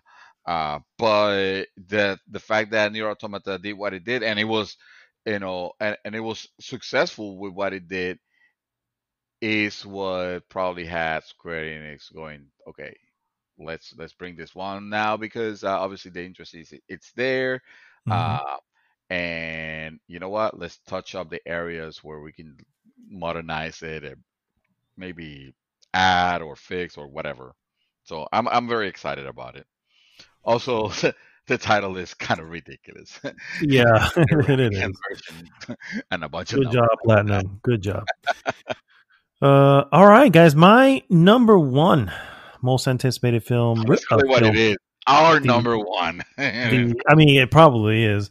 Most anticipated game of 2018. Is obvious. Well, for me, anyways, obviously God of War Ragnarok. What else is gonna be? Yeah, it's Another like Yakuza game? I mean, the come on. 2018's best game. Period. Best game So, period. That's right. was That's God of yeah. War. The it's not Small really a water war, reboot. believe It's it or not. really it, It's yeah. It just was God of just a yeah. It's just a continuation of the story of Kratos. Was at the time we said it. Why I don't think we need this, especially after War. Yeah. Ascension. I'm like, Who we're cares? fine. Yeah, why do we Kratos needs whatever? to die. The worst character in video game history. It's like who gives it? Well, not worst Did character. they It was a crap character. ever change my opinion on whether I want more? Yeah. Nothing. And excellent Yeah. thing, and just to know that they're doing another one for sure. That's just now. I will say one thing. I don't think it's coming out this year. So I Oh just yeah. No, no. I know it's listed for Only reason why we're putting it 2021, here is but because it's listed. But yeah, that game's not coming this year. Let's be yeah, real. agreed. So that's my number one. Well, that's my number one too. So there you go. So there you go. God of War Ragnarok, our combined most anticipated game of 2021. Although again, I still feel that's going to be 2022. But anyway, Well, I will make near replicant my automatic win then. yeah, So it'll be your congratulations, number near one. replicant. And Hollow Knight, Silk Song. Oh, there There you you go. go. There you go. Number two. Holy shit, you like it? Hollow Knight. Yeah, That's it's a great game. It's a, All right, guys. Well, I appreciate you guys tuning in and hanging out with us for a little bit on this awesome, whatever day you're listening to this to.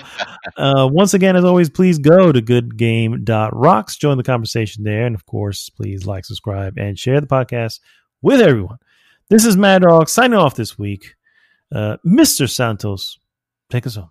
I'm gonna ask that whoever took ended Christmas, they need to bring it the fuck back because it is hot out. It is super uncomfortably hot in this room again, and I hate it. And I miss Christmas already, and I miss December, and I miss that Christmas tree, and I miss all the goodness. Even though we didn't do a lot in December 2020. We're still glad that the year's over, and we want to wish each and every one of you happy freaking New Year. Let's Happy New Year. make it the best that we can, at least until the Civil War happens again. Well, you heard it here first, guys. Civil War coming soon. Yeah. Yeah. Stay tuned. All right, guys. Well, I guess we'll see you next week. Jiggy!